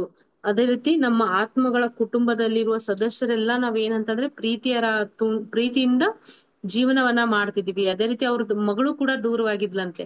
ಈಗ ಈ ಪುಸ್ತಕ ಮುಗಿಯುದ್ರೊಳಗಾಗಿ ಅವಳ ಮಗಳು ಕೂಡ ಅವ್ರಿಗೆ ಏನಂತಂದ್ರೆ ಹತ್ತಿರವಾದ್ಲು ಅನ್ನೋದನ್ನ ಹೇಳ್ತಿದ್ದಾರೆ. ಅದ್ರ ಜೊತೆಗೆ ನಮ್ಮ ಆತ್ಮ ಜ್ಞಾನವನ್ನ ಲಭಿಸಿದೆ, ಆತ್ಮವಿಶ್ವಾಸ ಕೊಟ್ಟಿದೆ ಅನ್ನೋದನ್ನ ಅವರು ತಿಳಿತಿದ್ದಾರೆ. ನಮ್ಮ ಮೇಲೆ ನಮಗೆ ಸಂಪೂರ್ಣ ನಂಬಿಕೆ ಏರ್ಪಟ್ಟಿತು. ನಾನು ಒಬ್ಬ ಬರಹಗಾರಗಳೆಂದು ಪೂರ್ತಿಯಾಗಿ ತಿಳಿದುಕೊಂಡನು. ಅಲೌಕಿಕ ಶಕ್ತಿಯ ಹತ್ತಿರ ಸಂಭಾಷಿಸುವ ಸಾಮರ್ಥ್ಯವೂ ನನಗೆ ಲಭಿಸಿದ ಮತ್ತೊಂದು ಅಮೂಲ್ಯವಾದ ಕಾಣಿಕೆ. ಸಾಧು ಕ್ರೂರ ಪ್ರಾಣಿಗಳ ಜೊತೆ ಕೂಡ ನನಗೆ ಮಾತನಾಡಲಿಕ್ಕೆ ಆಗುತ್ತಿದೆ. ಮೇರೆ ಇಲ್ಲದ ಜ್ಞಾನವನ್ನು ಕೊಡುತ್ತಿರೋ ಅನುಭವಗಳು ಇವಾಗಿವೆ. ಅದ್ರ ಜೊತೆಗೆ ಏನಂತಂದ್ರೆ, ಅವಳೊಬ್ಬ ಲೇಖಕಿ ಅನ್ನೋದನ್ನ ನಂಬಿದ್ದಲ್ದೆ ಅಲೌಕಿಕವಾದ ಶಕ್ತಿ ಅಂದ್ರೆ ಇದೇನು ಉನ್ನತ ಲೋಕದ ಶಕ್ತಿ ಅಥವಾ ಉನ್ನತ ಲೋಕದ ಮಾಸ್ಟರ್ಸ್ ಗಳೊಂದಿಗೆ ಕನೆಕ್ಟ್ ಆಗಿ ಅವ್ರ ಜೊತೆ ಹೇಗೆ ಮಾತಾಡ್ಬೇಕು, ಅದ್ರ ಜೊತೆಗೆ ಪ್ರಾಣಿಗಳ ಒಂದು ಭಾಷೆ ಕೂಡ ಅವಳಿಗೆ ಅರ್ಥ ಆಗ್ತಾ ಇದೆ ಅಂತೆ. ಇಷ್ಟೊಂದು ಕಾಣಿಕೆಗಳನ್ನ ನನ್ಗೆ ಬರ್ತಾ ಹೋಗಿದಾವೆ. ಇವೆಲ್ಲವುಗಳನ್ನ ಯಾರು ಕೊಟ್ಟಿದ್ದಾರೆ ಅಂತಂದ್ರೆ ಪ್ಲೆಡಿಯನ್ಸರು. ಅದಕ್ಕಾಗಿ ನಾನು ಈ ಪುಸ್ತಕವನ್ನ ಸಹಕಾರ ಮಾಡಿದಂತ ಪ್ಲೆಡಿಯನ್ಸ್ಗೆ, ಎಲ್ಲ ಬಂಧು ಬಾಂಧವರಿಗೆ, ಸ್ನೇಹಿತರಿಗೆ ನನಗೆ ಧನ್ಯವಾದಗಳನ್ನ ಹೇಳ್ತಿದ್ದೀನಿ ಅಂತ ಟೆರಾ ಥಾಮಸ್ ಅವರು ಹೇಳ್ತಿದ್ದಾರೆ. ಮಾಸ್ಟರ್ಸ್ ಇಲ್ಲಿವರೆಗೂ ನಾವ್ ಏನಂತಂದ್ರೆ, ಈ ನಕ್ಷತ್ರ ಮಿತ್ರರು ಬಾರ್ಬರಾ ಮಾರ್ಸಿನಾಯ್ಕ ಆಗಿರ್ಬೋದು, ಅಂದ್ರೆ ಈ ಟೆರಾ ಥಾಮಸ್ ಅವ್ರು ಇದಾರಲ್ಲ, ಅವ್ರ ಮೊದ್ಲಿನ ಹೆಸರು, ಅವ್ರು ಏನಂತಂದ್ರೆ ಈ ಪುಸ್ತಕವನ್ನ ಬರಿಬೇಕಾದ್ರೆ ಯಾವ ರೀತಿ ಒಂದ್ ಸ್ಟ್ರಗಲ್ ಅನ್ನ ಮಾಡಿದ್ರು, ಅದ್ರ ಜೊತೆಗೆ ಆ ಪುಸ್ತಕವನ್ನ ಬರಿಬೇಕಾದ್ರೆ ಮಧ್ಯದ ಸ್ಥಿತಿ ಯಾವ ರೀತಿ ಇತ್ತು, ಅಂತಿಮವಾದ ಸ್ಥಿತಿ ಯಾವ ರೀತಿ ಇತ್ತು ಅನ್ನೋದನ್ನ ನಾವ್ ಏನ್ ಮಾಡಿದೀವಿ ಅಂತಂದ್ರೆ ಜಸ್ಟ್ ತಿಳ್ಕೊಂಡಿದೀವಿ ಮಾಸ್ಟರ್ಸ್. ಇದಾದ್ಮೇಲೆ ನಾವ್ ಏನ್ ಮಾಡ್ತೀವಿ ಅಂತಂದ್ರೆ, ಅವರು ಒಂದು ಪರಿಚಯವನ್ನ ನೋಡ್ತೀವಿ.